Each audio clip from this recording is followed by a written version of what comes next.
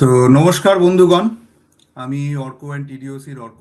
এবং আজকে আমাদের এপিসোডটা একটু অন্যরকম ভাবে আমি সাজিয়েছি। কিছুই না, মানে আমি অন্যদিন আমি কথা বলি একা, আজকে আমার সাথে, যেহেতু আমি এই সিনেমার মধ্যে দিয়ে আপনাদের মোক্ষ লাভ করানোর জন্য একটা একটা বিশাল ব্যাপারে নেমেছি, একটা বিশাল একটা রাস্তায় আমি নেমেছি, সেই জন্য এই মোক্ষ লাভের জন্য একজন মাসিয়ার প্রয়োজন হয় আমাদের। তো আজকে এই মোক্ষ লাভের মাসিয়ার উদ্দেশ্যে আমাদের সঙ্গে চলে এসেছে মুভি মাসিয়া দেবজ্যোতি।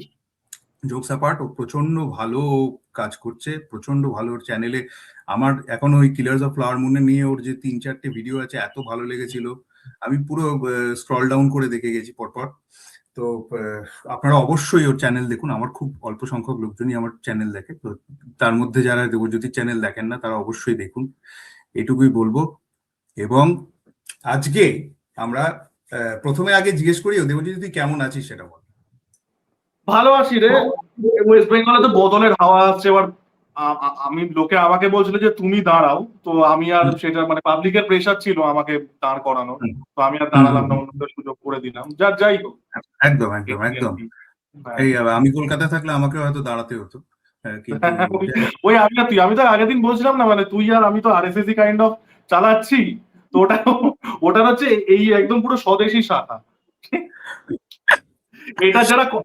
এই জোকটার কনটেক্সট পেতে গেলে আমার ওই ভিডিওটা দেখতে হবে। হ্যাঁ, এই জোকটার কনটেক্সট পেতে গেলে দেবজ্যোতি চ্যানেলে আমরা রাজকুমার হিরানি নিয়ে একটা ভিডিও করেছিলাম। এটা হচ্ছে আমাদের ফোকটে ভিউ পাওয়ার উপায়। তো এইভাবে এগুলো হচ্ছে খুব চিপ প্লাগইন, কিছু করার নেই। হ্যাঁ, কারণ আমাদের লোকজন খুব একটা বেশি দেখে না, সেই জন্য আমাদের এসব করতে হয়। তো যাই হোক, তো আজকে হচ্ছে 23শে এপ্রিল, আজকে সত্যজিৎ রায়ের মৃত্যুদিন।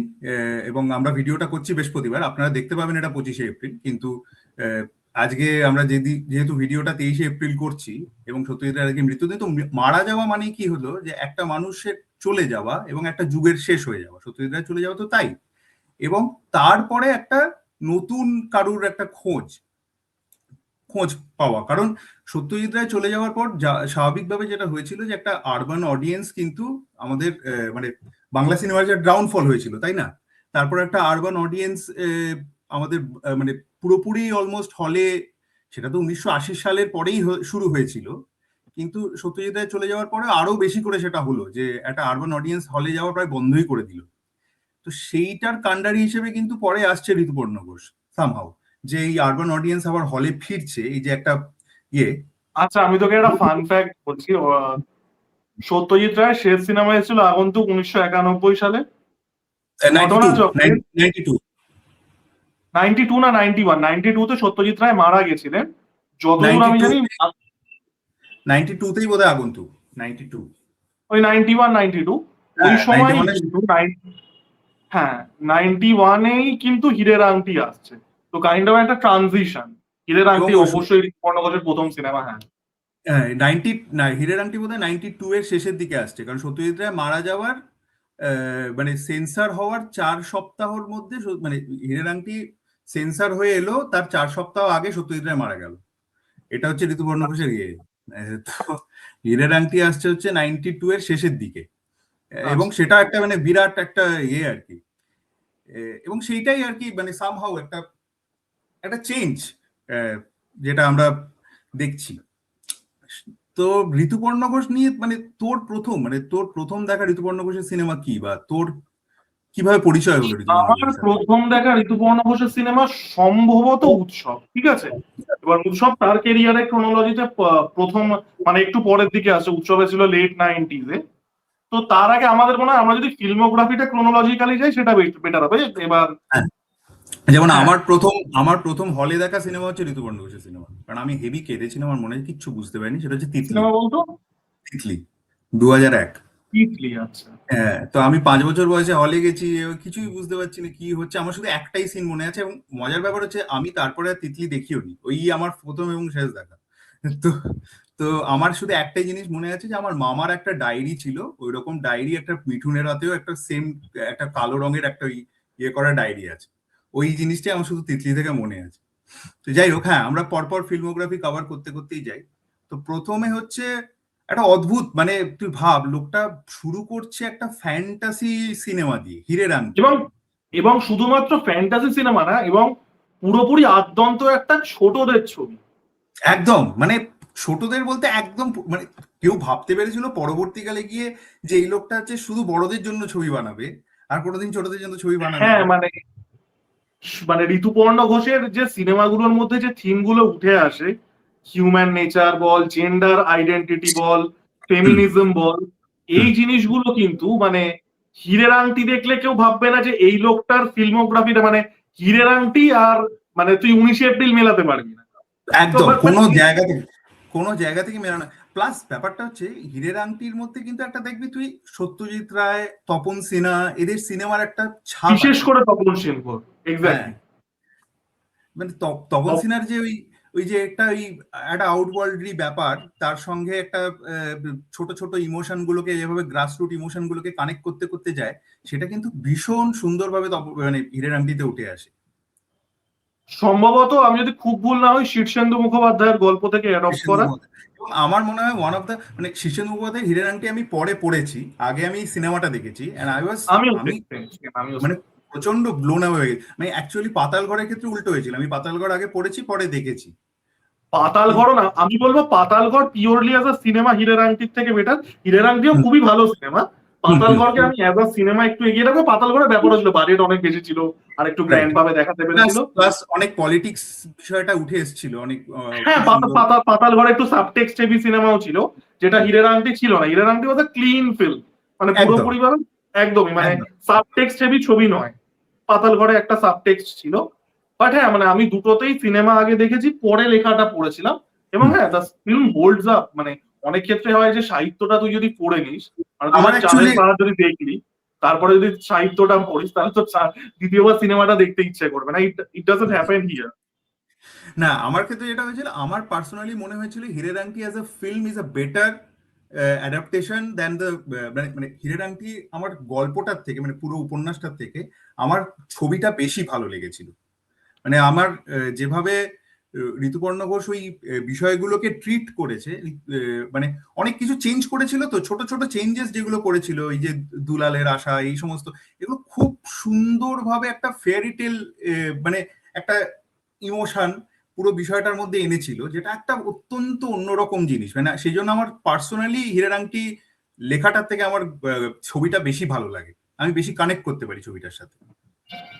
না, আমার লেখাটাও ভালো লাগে, আমি বলবো না। বাট হ্যাঁ ছবিটা খুবই ভালো ছবি। এবং সম্ভবত পরবর্তীকালে আমরা ঋতুপর্ণ ঘোষকে একটা স্পেসিফিক টাইপের ওই জেন্ডার আইডেন্টিটি বা ওই জাতীয় এক্সপ্লোরেশন দেখেছি বলে, এবং এটা যেহেতু পুরোপুরি একটা লেফট ফিল্ড কাজ, তো সেই জন্য সম্ভবত এটা নিয়ে কোনো কথা হয় না। বাট হীরের আংটি কথা খুবই হয়নি। ভালো ছবি।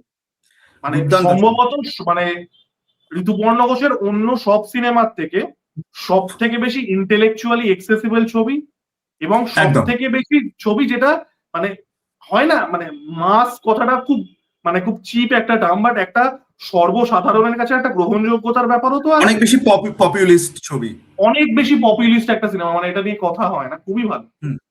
এক্স্যাক্টলি, এবং প্রত্যেকের অভিনয় কি ভালো, মানে বসন্ত চৌধুরী এত সুন্দর, এত সুন্দর দেখতে ভদ্রলোককে, তার মধ্যে যে অভিনয়। বসন্ত চৌধুরীকে খুবই মানে আমার মাঝে মাঝে মনে হয়, আমি জানি না তুই হয়তো একমত হবি, বসন্ত চৌধুরী যদি হলিউডে জন্মাতো এবং গায়ের রংটা সাদা হতো, Basanta Chowdhury would have been a swashbuckling hero, মানে এরল অ্যাবসলিউটলি ফ্লিন টাইপের। আন আনপ্যারাল, ও মাই গড। তোর মনে আছে মানে এই দেবী চৌধুরানীতে উনি ভবানী পাঠক করেছিলেন, হ্যাঁ, কি এবং সুন্দর এবং লাগছে। মানে রোলটা আমি আমি বুম্বাদার, আমার দেবী চৌধুরানীও খারাপ লাগেনি, বুম্বাদার পারফরমেন্স ভালো। আমি বাট দেখিনি ওই যে দেখিনি একটা মানে বসন্ত চৌধুরীর যে একটা মানে একটা শারীরিক একটা যে প্রেজেন্স আছে, যে দৈহিক যে ব্যাপারটা, দুর্দান্ত দারুণ প্রেজেন্স, দারুণ প্রেজেন্স।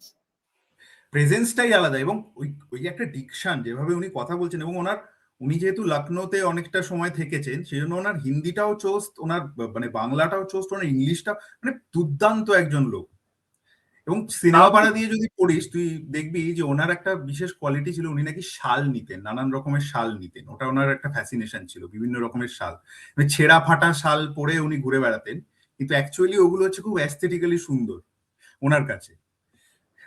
আচ্ছা, না এটা জানি। হ্যাঁ, যাই হোক, তো এই হলো ব্যাপার। তো এবার মানে হীরের আংটি তো একটা অন্যরকম জিনিস হলো, তারপরে পুরোপুরি একটা শিফট হচ্ছে হীরের আংটির পরে, যেখানে বাচ্চাদের গল্প এই সমস্ত থেকে আরো অদ্ভুত শিফট হচ্ছে সেটা হচ্ছে 19শে এপ্রিল। এবং 19শে এপ্রিলের আইডিয়াটা অদ্ভুত। আমি একটা ইন্টারভিউ দেখছিলাম, ওখানে বলছিল যে 19শে এপ্রিলের আইডিয়াটা ঋতুপর্ণ ঘোষের আসছে হচ্ছে জলসাগর থেকে। আচ্ছা। হ্যাঁ, মানে কিরকম ভাবে আসছে তোকে বলছি শোন। মানে ওইটা হচ্ছে জলসাগর দেখতে গিয়ে ঋতুপর্ণ ঘোষের মনে হয়েছে যে বাড়িটা ইজ এ ক্যারেক্টার, ঠিক আছে? তো মানে ওই যে জমিদার বাড়িটা ইট ইজ এ ক্যারেক্টার। এবং আহ, ছবি বিশ্বাসের সাথে ওই বাড়িটার যে সম্পর্কটা, সেইটা হচ্ছে একটা বিরাট ইয়ে, মানে সিনেমাটা একটা বিরাট পোর্শন জুড়ে আছে। অবশ্যই। ঋতুপর্ণ ঘোষ যেটা করছে সেটা হচ্ছে যে ঋতুপর্ণ ঘোষ মানে আইডিয়াটা, বেসিক আইডিয়াটা শুরু হচ্ছে এই জায়গাটা থেকে, যে একজন ডান্সার, তার সাথে ওই ওনার বাড়ির সম্পর্ক, এটা থেকে উনি স্ক্রিপ্টটা লেখা শুরু করছেন। আচ্ছা, তারপরে এখানে বাড়ি মানে কি তুই, আমি একটু তোকে ইন্টারজেক্ট করছি, আমি নিজে জানি না যেহেতু, তাই জন্যই ইন্টারজেক্টটা করছি। বাড়ি বলতে কি তুই ফিজিক্যাল স্ট্রাকচার বাড়ি বলছিস, না তুই বাড়ি বলতে সংসার বা পরিজন না, বোঝাচ্ছিস? সংসার না, ওই ফিজিক্যাল স্ট্রাকচারটার কথাই আমি বলছি। আচ্ছা আচ্ছা, হ্যাঁ, মানে জাস্ট জাস্ট দ্য, মানে ওই যে মানে নন লিভিং বাড়িটা, ওই যে মাটির স্ট্রাকচারটার সাথে ওই ডান্সারটার যে সম্পর্কটা, এটা ওনার ক্রাক্সটা ছিল আইডিয়াটা। তারপরে সাবপ্লট হিসেবে মেয়েটা ঢুকছিল। তারপরে সেইটা কখন লিখতে লিখতে গিয়ে ওটা ইট became a story of mother and daughter, সেইটা ইয়ে হয় না। এবং একটা ইয়ে আছে যে এটার সাথে অটম সোনাটার খুব মিল আছে, সেইটা নিয়ে তোর কি বক্তব্য? অটাম সোনাটা আমি দেখিনি, বাট এই যে যেটা তুই বললি, মানে আমার এই অ্যাঙ্গেলটা হয়তো পরবর্তীকালে লিখতে গিয়ে ইয়ে হয়েছিল, বাট তুই এই যে হুম, জলসাঘরের ক্ষেত্রে বললি না, যে হুম, কোথাও গিয়ে একটা মানুষের সাথে একটা বাড়ির একটা অস্তিত্বগত সম্পর্ক, এটা কারেক্ট, আমি বলবো বাড়িওয়ালিতে অনেক বেশি ফুটে উঠেছে। রাইট, এক্স্যাক্টলি, এটা নিয়ে আমি কারণ বলতাম পরে। আমি না, মানে 19শে এপ্রিল আমি যখন দেখেছি, হয়তো মানে অবভিয়াসলি এই জাতীয় সিনেমার অনেকগুলো ইন্টারপ্রিটেশন আছে, I always saw it as a more like a coming of age film, যে মা এবং আচ্ছা, মেয়ের সম্পর্ক, এবং কোথাও গিয়ে এই যে মানে দেবশ্রী রায়ের যে ক্যারেক্টারটা, সেটা কোথাও গিয়ে একটা ম্যাচিওরিটির জায়গায় পৌঁছাচ্ছে, একটা কারেক্ট, ইমোশনাল ইন্টেলিজেন্স। তো I always say correct. It that. আর তুই যে বাড়িওয়ালির কথাটা বললি, মানে তুই যে জলসাঘরের কনোটেশনটা বললি, সেটা আমি বলবো অনেক বেশি ফিল করেছি, ওই একটা একটা এক্সিস্টেন্সিয়াল থিম, ওটা আমি অ্যাবসলিউটলি। বলবো বাড়িওয়ালিতে আমি অনেক বেশি এবং পেয়েছি। এবং সেটাই ঋতুপর্ণ ঘোষ এই ইন্টারভিউটাতে এই কথাটাও বলছেন যে উনি ওটা, যেহেতু উনি লিখতে লিখতে যেটা হয়ে গেছে, এটা মা মেয়ের সম্পর্কের গল্প হয়ে গেছে, উনি বাড়িওয়ালিতে ওটা রিক্রিয়েট করেছেন বেসিক্যালি। ওই বা ইয়েটাকে, মানে উনি সামহাও ওটা লেফট আউট হয়ে গেছিল, উনি বুঝতে পেরেছেন যখন সিনেমাটা দেখেছেন যে উনি যেটা ভেবেছিলেন যে ক্রাক্সটা থেকে শুরু করেছিলেন সেটা সামহাও ডেলিভার হয়নি। সেই জন্য উনি বাড়িওয়ালিতে আবার ওই ব্যাপারটাকে রিক্রিয়েট করেছেন, জলসাঘরের এই ইমেজটাকে। তো এটা একটা ব্যাপার। তো যাই হোক, কামিং ব্যাক টু 19শে এপ্রিল। 19শে এপ্রিলে আমার যেটা একটা, মানে আমার একটা মানে ইয়ে হচ্ছে, মানে আমার একটা কমপ্লেন আছে, সেটা হচ্ছে সিনেমাটার এন্ডিংটা, মানে যেখানে গিয়ে আর কি আমার মনে হয় it becomes too preachy as a film. সেটা কি তোর মনে হয় কোথাও গিয়ে? দেখ, আমার যেটা মনে হয়েছে যে মানে এটা পরবর্তীকালে ঋতুপর্ণ ঘোষ অ্যাভয়েডও করেছেন, সেটা হচ্ছে মানে there is a convenient solution to everything. মানে 19শে এপ্রিলের মধ্যে এই ব্যাপারটা আছে যে মা এবং মেয়ের যে একটা কমপ্লিকেটেড রিলেশনশিপ, হুম, যে তাদের একটা সন্ধ্যায় কারেন্ট অফ হলো এবং তারপরে বন্ডিং হলো, and it's a fantastic film, it's not a criticism. আমি জাস্ট অ্যাবসলিউটলি, একটা, হ্যাঁ অ্যাবসলিউটলি। হ্যাঁ, ইটস নট আ ক্রিটিসিজম, আমি এটা বলছি যে যেটা তুইও বললি, যে একটা কনভিনিয়েন্ট ব্যাপার আছে, যে একটা, কারণ দেখ human nature is very complicated and that is addressed in 19শে এপ্রিল, তাই না? কারেক্ট, তো কারেক্ট। সেটার একটা একটা সন্ধ্যেতে বন্ডিং, এবং obviously there is cinematic liberties, খুব বেশি হুম, মানে ইয়ে এটা করাও এটা যায় না, বাট সামহাও হ্যাঁ মানে একটা, somehow it becomes too convenient, মানে পুরো সিনেমাটা জুড়ে যে রিয়েলিজমটা বজায় রাখতে রাখতে গেছে, সেটা শেষে গিয়ে এত কনভিনিয়েন্ট হয়ে যাওয়াটা আমার সামহাও মনে হয়েছে যে ইট ইট টেকস হ্যাঁ অ্যাওয়ে, ইট কারণ ইজ আ দেখ, কারণ লেট ডাউন। দেখ, এটা আমি তোকে যদি এবার মানে পুশব্যাক একটু করি, মানে আবার এটা আমি ডেভিলস অ্যাডভোকেট প্লে করছি, যেটা আমি দুই আগের সময় করছিলাম। ধর দেবশ্রী রায়ের যে বয়সটা দেখানো হয়েছে এই সিনেমাটাতে, টোয়েন্টিজে দেখানো হয়েছে, কারেক্ট। এবং অপর্ণা সেন সম্ভবত পদ্মশ্রী পাচ্ছিলেন ওই দিন, ওরকম কিছু একটা হুম, ছিল সিনেমাটা, হুম, হুম, হুম। পদ্মশ্রী বা কিছু পাচ্ছিলেন। তো এই যে ব্যাপারটা যে দুজনে একসাথে আছে, এটা কি 20 বছরে তাদের জীবনে এর আগে একটা সন্ধ্যাও আসে? মানে এটা এক্স্যাক্টলি, এটা একটু ডিফিকাল্ট বিলিভ করা, তাই না? রাইট, রাইট, রাইট, এক্স্যাক্টলি, মানে দ্যাটস দ্য থিং আর কি। মানে সেখান থেকেই ওটাই ওটাই ওখান থেকেই ব্যাপারটা হয় আর কি, মানে ওই but still at the same time it is মানে somehow it is a cinematic liberty ধরে নিয়ে আমাদের মানে আমাদের ধরে নিতে হবে যে হ্যাঁ ওটাই ওইটা ওরা প্রথম সন্ধ্যা পেয়েছিল। বাট যে জিনিসটা ইট ইজ মানে যেটা আমাকে ফ্যাসিনেট করে 19 এপ্রিল এবং ঋতুপর্ণ ঘোষের পরপর ছবিগুলোতে, সেটা হচ্ছে মানে অনায়াসে বাংলা সংলাপগুলো যেভাবে আসে। এক্স্যাক্টলি, আমি এটাতেই আসছিলাম যে ঋতুপর্ণ ঘোষের যে লেক্সিকনটা ছিল, এবং এর আগেও এই নয় যে বাংলাতে আর্ট ফিল্ম বা প্যারালাল সিনেমা তৈরি হয়নি, দ্য ভার্বিয়াজ ঋতুপর্ণ, এটা হচ্ছে একটা ন্যাচারাল সাধারণ মানুষ বাংলায় কথা বলে, এবং কথাগুলো শুনে ডায়লগ মনে হচ্ছে না, একবারও মনে হচ্ছে না, এবং কোনো কোনো কথাই না, উনি উনি এভাবেও লিখছেন না যে আমি এটা একটা ডায়লগ লিখছি। এক্স্যাক্টলি। Somehow, মানে হি সামহাউ মানে মানে ওই ক্যাপচার করে ফেলেছিল ওই ওই মানে ওই যে বাঙালি সমাজের যে যেভাবে তারা কথা বলে, এক্স্যাক্ট যে যতটা পজ নেয়, এক্স্যাক্ট যখন কথা বলে, প্রত্যেকটা জিনিস এত সুন্দর, ইটস সো গুড। মানে ওইটা মানে ওই জিনিসটা আমি এরপর আস্তে আস্তে গেছে। But 19 April was strikingly different in that case আর কি। মানে তার আগে অজস্র বাংলা ছবি তৈরি হয়েছে, এবং ওই যে নুয়ান্সড ওয়েতে সবাই অর্ধেক সময় চুপ, কিন্তু এত সুন্দর সংলাপ তার আগে কিন্তু বাংলা সিনেমায় আমি পাইনি বললেই চলে। কারণ এবং তার আগে সংলাপ, যেটা শুনে সংলাপ মনে হচ্ছে না। এক্স্যাক্টলি সংলাপ শুনে, এবং ব্যাপারটা হচ্ছে দেখ, এটা এটা হয়েছে, এটা হয়নি একেবারে তা নয়। আমি বলবো যে সত্যজিৎ রায়ের প্রতিদ্বন্দ্বী যদি দেখি, হ্যাঁ তার মধ্যেও ইয়ে রয়েছে, মানে এমন কিছু ডায়লগ রয়েছে যেগুলো সত্যি শুনে মনে হচ্ছে যে হ্যাঁ দুটো মানুষ নিজেদের মধ্যে naturally they will speak like that. বা অরণ্যের দিন রাত্রিতে অ্যাজ ওয়েল। হ্যাঁ যেহেতু আমি অরণ্যতে খুব রিসেন্ট দেখলাম, যে আমি আরো আই ক্যান রিমেম্বার যে খুব, কিন্তু at the same time there are places যেখানে এক্সপোজিশন করে দিচ্ছে, এক্সপোজিশন করতে গিয়ে মানে বড্ড বেশি আর কি অন ইওর ফেস হয়ে যাচ্ছে কিছু কিছু ডায়লগ, যেমন অরণ্যের দিন না, রাত্রির ওপেনিং সিনে। এটার ব্যাপারটা কি বলতো, সত্যজিৎ রায়ের ক্ষেত্রে ব্যাপারটা যেটা ছিল, সত্যজিৎ রায়ের সিনেমাগুলোর মধ্যে একটা বক্তব্য থাকতো, ঠিক আছে, এবং দুটো দু রকমের। ধর তুই আগন্তুক, ঋতুপর্ণা সেনগুপ্ত বলছি, ঋতুপর্ণ ঘোষ যেভাবে ট্রিট করতেন, হ্যাঁ তুই যদি ইয়ের ক্যারেক্টারটা দেখিস, ধর তুই আগন্তুকের উৎপল দত্তের ক্যারেক্টারটা দেখি, আজকে 23 এপ্রিল সত্যজিৎ রায়ের কথা বলছি, সেটা একদিক দিয়ে ভালোই হচ্ছে। হ্যাঁ তুই যদি উৎপল দত্তের ক্যারেক্টারটা দেখিস, আগন্তুক আর 19 এপ্রিল জনরা হিসেবে এক্স্যাক্টলি সেম, দুটোই আরবান বেসড হিউম্যান ড্রামা, যেটা ওই আর্লি 90s এর কলকাতাতে হচ্ছে।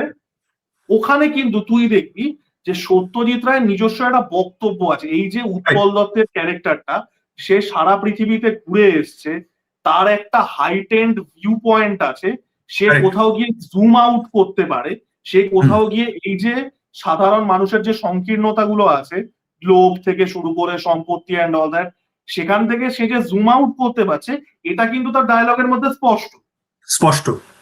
হ্যাঁ, তার মানে সাথে অনেক বেশি মানে ওয়ার্ল্ড পলিটিক্স উঠে আসছে, অনেক কিছু উঠে আসছে, শুধু তো হ্যাঁ, মানে so civilisation as a concept উঠে আসছে, অনেক কিছু উঠে আসছে।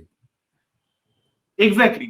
তো এই জিনিসটা মানে সত্যজিৎ রায়ের মানে এই মানে এই জাতীয়, দেখ দুটো একই জনরা সিনেমা, 19 এপ্রিল আগন্তুক দুটো একই, ইভেন শাখা পোশাকাও তুই ধরতে পারিস। একদম শাখা পোশাকা এক্স্যাক্টলি। হ্যাঁ এই যে ক্যারেক্টার গুলোকে আমি একটা এলিভেশন দেব, যে এই চরিত্রটা এই রিপ্রেজেন্টেশনটা করে। কারেক্ট।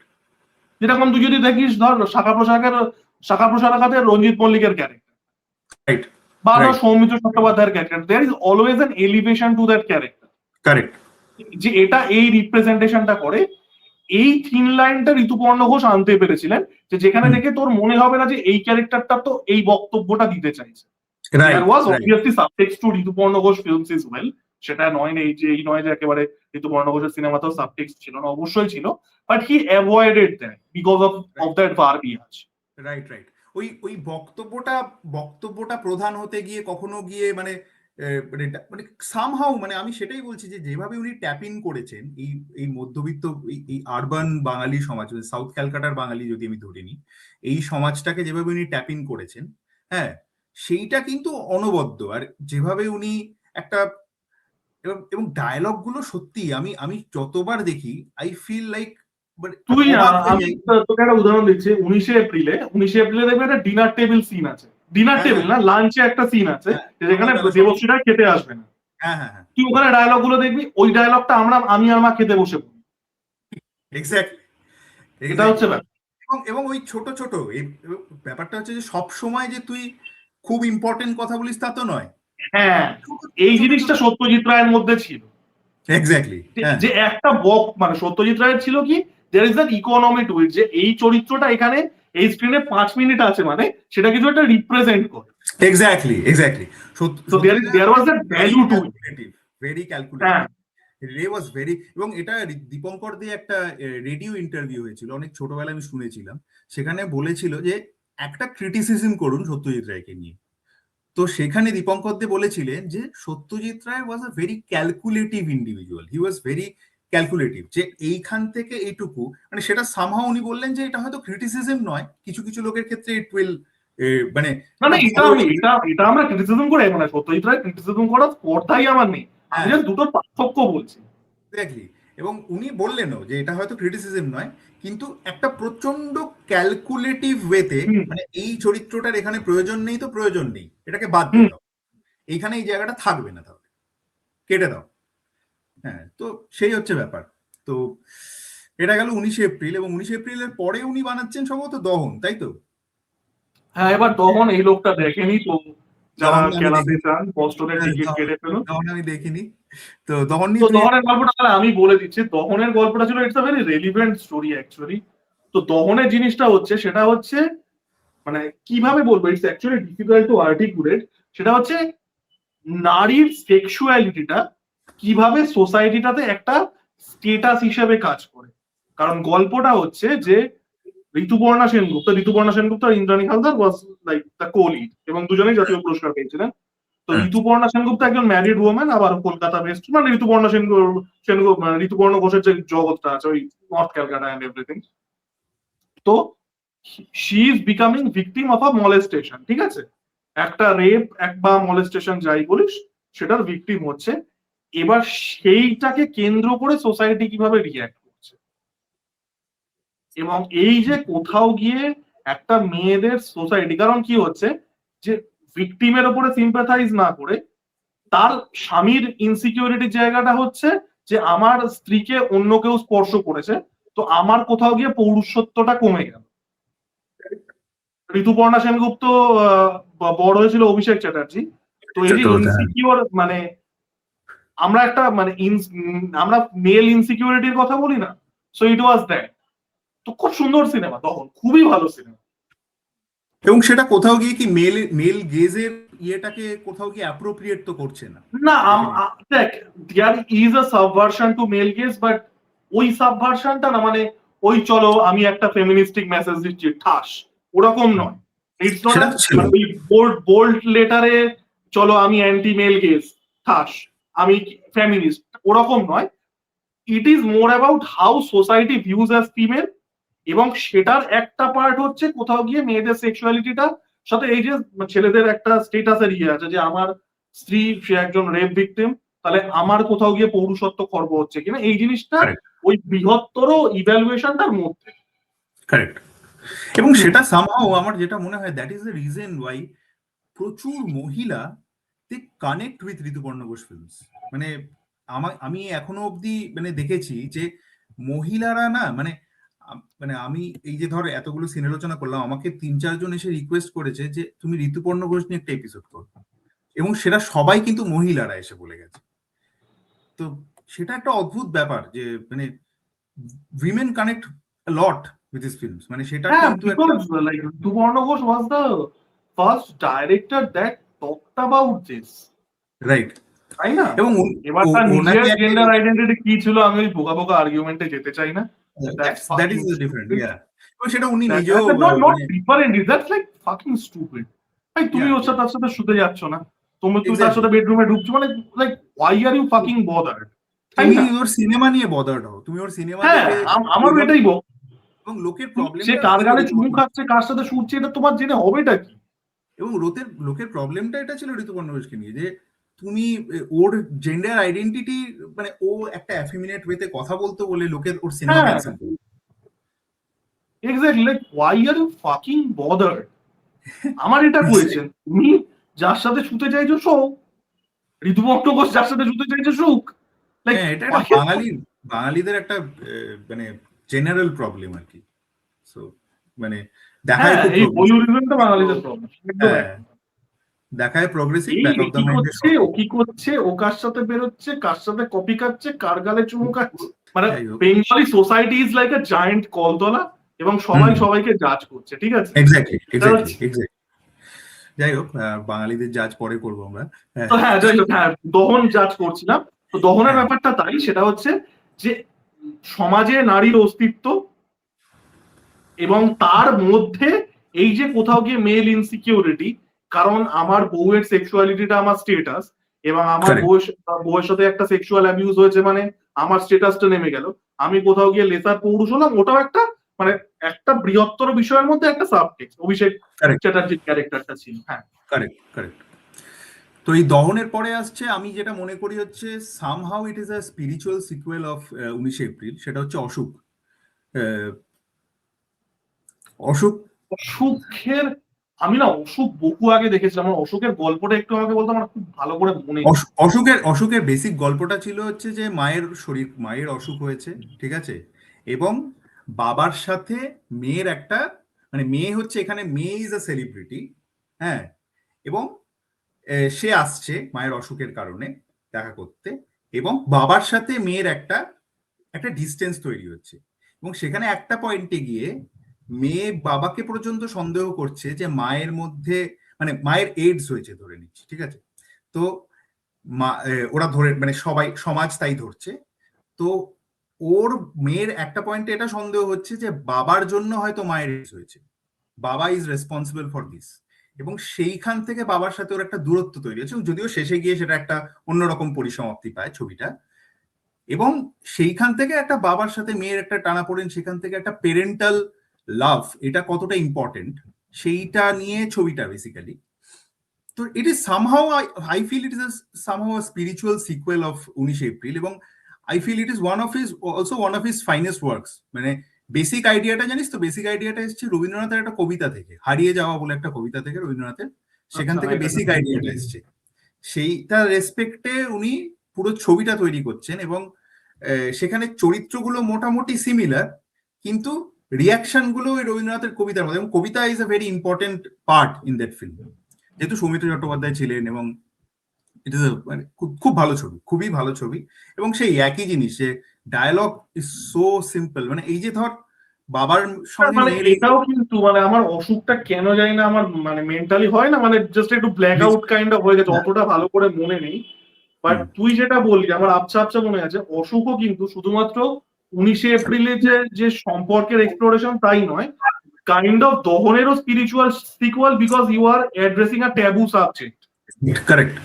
এবং এইটাই তো মজা, মানে এবার উনি পরপর ট্যাবু ভাঙতে ভাঙতে যাচ্ছেন, মানে তুই ধর অশোকে একটা ট্যাবু সাবজেক্ট অ্যাড্রেস করছে, দহনে একটা ট্যাবু, এরপর বাড়িওয়ালিতে ধর, বাড়িওয়ালিতে he is addressing the sexuality, the inner desire of a woman, সেটাও তো একটা হ্যাঁ, ট্যাবু। বাড়িওয়ালিতে পরে আসছে, একটু অসুখটার কথা বলিনি। হ্যাঁ, এক্স্যাক্টলি। হুম। তো হ্যাঁ বল। তো অসুখের ক্ষেত্রে আমার অসুখটা খুব ভালো মনে নেই, বাট হ্যাঁ, মানে এই যে ট্যাবু সাবজেক্টের বিষয়টা, এবং কোথাও গিয়ে যে আমাদের যে সোশ্যাল ট্যাবু আছে, এবং এই যে যেটা তুই বললি না, যে ঋতুপর্ণ ঘোষের সিনেমাটা সামাও মেয়েরা বেশি কানেক্ট করে, আমাদের সোসাইটিতে যতটা ট্যাবু আছে, the onus is always on women. Right বাচ্চা হচ্ছে না রাইট কেন, রাইট। মেয়েদের দোষ। রোগ ওই যে হচ্ছে কেন, কৌতূহল, মেয়েদের দোষ। হ্যাঁ, কৌতূহল। So the onus is always on women. তো এই যে জিনিসটা অ্যাড্রেস করা, যেটা দোষটা দহনেও সবসময় ছিল। দোষটা সবসময় মহিলাদের, যাই হয়ে হ্যাঁ, যাক না কেন। হ্যাঁ তো এই যে জিনিসটাকে অ্যাড্রেস করা, শুধুমাত্র ট্যাবু না, ট্যাবুর অ্যাড্রেস করা, তো সেটা তো সে কিউও নিজের সিনেমায় ট্যাবু অ্যাড্রেস করছে, আমার মনে হয় না সেটা কোনো লাইক হাই আর্ট কিছু, ঠিক আছে? ট্যাবু অ্যাড্রেস করাটা কোনো বিষয় না, ব্যাপারটা হচ্ছে আমি মানে সমস্যাটার গোড়ায় যাচ্ছি, এবং হুম কোথাও গিয়ে একটা পয়েন্ট অফ ভিউ চেঞ্জ করার চেষ্টা করছি, হুম হুম সেইটা হুম। খুব ভালো। এটা এবং দহনে যেভাবে যেভাবে আমি করছি, যেভাবে আমি আসছি যে বিষয়, যেমন ধর অশোকে ইট ইজ নেভার মানে রিয়েলি অ্যাবাউট দ্য ট্যাবু, মানে এরকম নয় যে তুমি ট্যাবু, আমি একটা ট্যাবু বিষয়কে নিয়ে বলবো কথা আজকে, এইভাবে আমি ছবিটা, it is not about that, যে আমি একটা ট্যাবুকে এইবার আমি যা ট্যাবু ভাঙবো না, এটা করে দেবো পুরো ট্যাবু ভেঙে যাবে, it is not about that, এটা কোনো চ্যালেঞ্জ নেই সিনেমাটার মধ্যে এরকম। He is just gradually telling a story, একটা প্রগ্রেশনের গল্প, গ্র্যাজুয়ালি, ভেরি গ্র্যাজুয়ালি একটা সুন্দর প্রগ্রেশন হচ্ছে।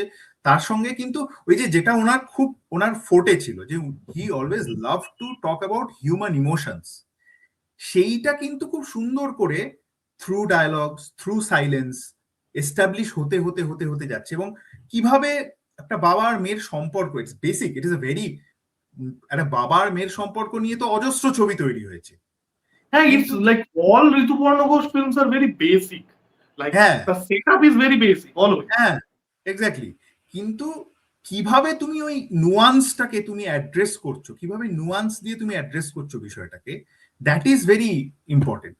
মানে আর ওর দেখে মনে হবে যে হ্যাঁ সত্যি তো এরম ভাবে তো করলে হয়, হয়তো সত্যি যদি এরম ভাবে ট্রাই করা যায় তাহলে তো হয় নিশ্চয়ই। এইটা হচ্ছে ব্যাপার, সত্যি এইভাবে কথা হয়, এই সত্যি তো এইভাবে দুজনের ইন্টারাক্ট করে, এইটা একটা মজার ব্যাপার। তো নাও না না, খুবই হ্যাঁ বল বল খুবই বল। খুবই ভালো সিনেমা। এবং যেটা মানে আমরা আগেও অ্যাড্রেস করলাম, যে এই যে ট্যাবুটাকে অ্যাড্রেস করা, এবং হুম, সেটাও ওই, চলো আমি যেটা তুইও বলি যে আমি ট্যাবু অ্যাড্রেস করবো, আজকে আমরা এটা নিয়ে আলোচনা হবে, আজকের বিষয় না, একদমই হুম, তাই নয়। হ্যাঁ, এরকম নয়। হ্যাঁ, ইট ইট কামস ভেরি ন্যাচারালি। তো হ্যাঁ, খুবই ভালো সিনেমা। এবং লেট 90s এই জাতীয় জিনিস ডিল করা, এবং তারপরেই আই থিঙ্ক বোধহয় বাড়িওয়ালি আসছে নাকি এরপরে উৎসব বাড়ি আসছে। বাড়ি, না এরপর বাড়িওয়ালি, বাড়ি। তুই বাড়িওয়ালি, লোকে চোখের বালির কথা বলে, আমি বলবো চোখের বালির থেকে অনেক বেশি মানে সেক্সুয়ালনেসটাকে অ্যাড্রেস করে বাড়িওয়ালি। একদম একদম। আমি পার্সোনালি চোখের বালি নিয়ে যখন কথা হবে বলবো, এখন বাড়িওয়ালি নিয়ে কথা বলি। তো বাড়িওয়ালি ইজ, ইটস ইটস অ্যাবাউট একটা ডিজায়ারের গল্প, একটা শুধু একটা না, ডিজায়ার, একটা বাড়িওয়ালি পুরোপুরি লোনলিনেস, ডিজায়ারের গল্প। একটা বাড়িওয়ালিতে দুটো লোনলিনেস। মানে বাড়িওয়ালি দুটো জিনিসের গল্প, একটা মিডিল এজড ওম্যান, তার ডিজায়ার, আর তার একাকিত্ব। এক্স্যাক্টলি, লোনলিনেস এবং ডিজায়ার, এই দুটোকে, এবং লোনলিনেস থেকেই সামহাউ ডিজায়ারটাও আসছে এক্স্যাক্টলি, দুটোকে। আমি এইটাই বলতে যাচ্ছিলাম, ডিজায়ারটা কিন্তু লোনলিনেসটাই ফুয়েল করছে। এক্স্যাক্টলি। এবং এবং তার সাথে কিন্তু তুই দেখ ওই যে ওই মহিলার সাথে ওর যে কাজের লোকের সম্পর্কটা, সেটা এত অসাধারণ ভাবে দেখানো হয়েছে। সেটা একটা অদ্ভুত একটা বন্ডিং দুজনের, যে দুজনকে ছেড়েও থাকতে পারবে না, আবার দুজন দুজনের সঙ্গে যখন একসাথে থাকে দে আর লাইক অলওয়েজ। এবং এটার সাথে কিন্তু সেক্সুয়ালিটির সাথে একটা ক্লাসেরও সম্পর্ক আছে। তুই দেখবি যে যে কাজটা সুদীপ্তা করতে পারছে, সুদীপ্তা চ্যাটার্জির ক্যারেক্টারটা, সেটা সে করতে পারছে না। কারণ দেখবি একটা সিন আছে যেখানে বৃষ্টির মধ্যে সুদীপ্তা একটা কিসিং সিন আছে, এবং চুম সেটা সে খাচ্ছে জানলা চন্দন থেকে দেখবে। সেনকে। হ্যাঁ, সেও ওই জিনিসটা চায়, right right, but his social status doesn't allow that, আর সোশ্যাল এক্স্যাক্টলি অ্যালাউ স্ট্যাটাস করছে না। অ্যালাউ করছে অদ্ভুত। না। এবং এটা বাই সেটা, দ্য ওয়ে, আমরা সত্যজিৎ রায়ের কথা বলছিলাম, হুম, বুদ্ধদেব দাশগুপ্তের একটা সিনেমা আছে লাল দরজা বলে, লাল এক্স্যাক্টলি দরজা, সিমিলার লাল দরজা, সিমিলার থিম আছে। ওখানেও দেখবি ড্রাইভারের সাথে আর কি একজন ডাক্তারের একটা সম্পর্ক দেখে, যে ড্রাইভার সম্পর্ক, সে চারটে বিয়ে করে বসে আছে, and all that।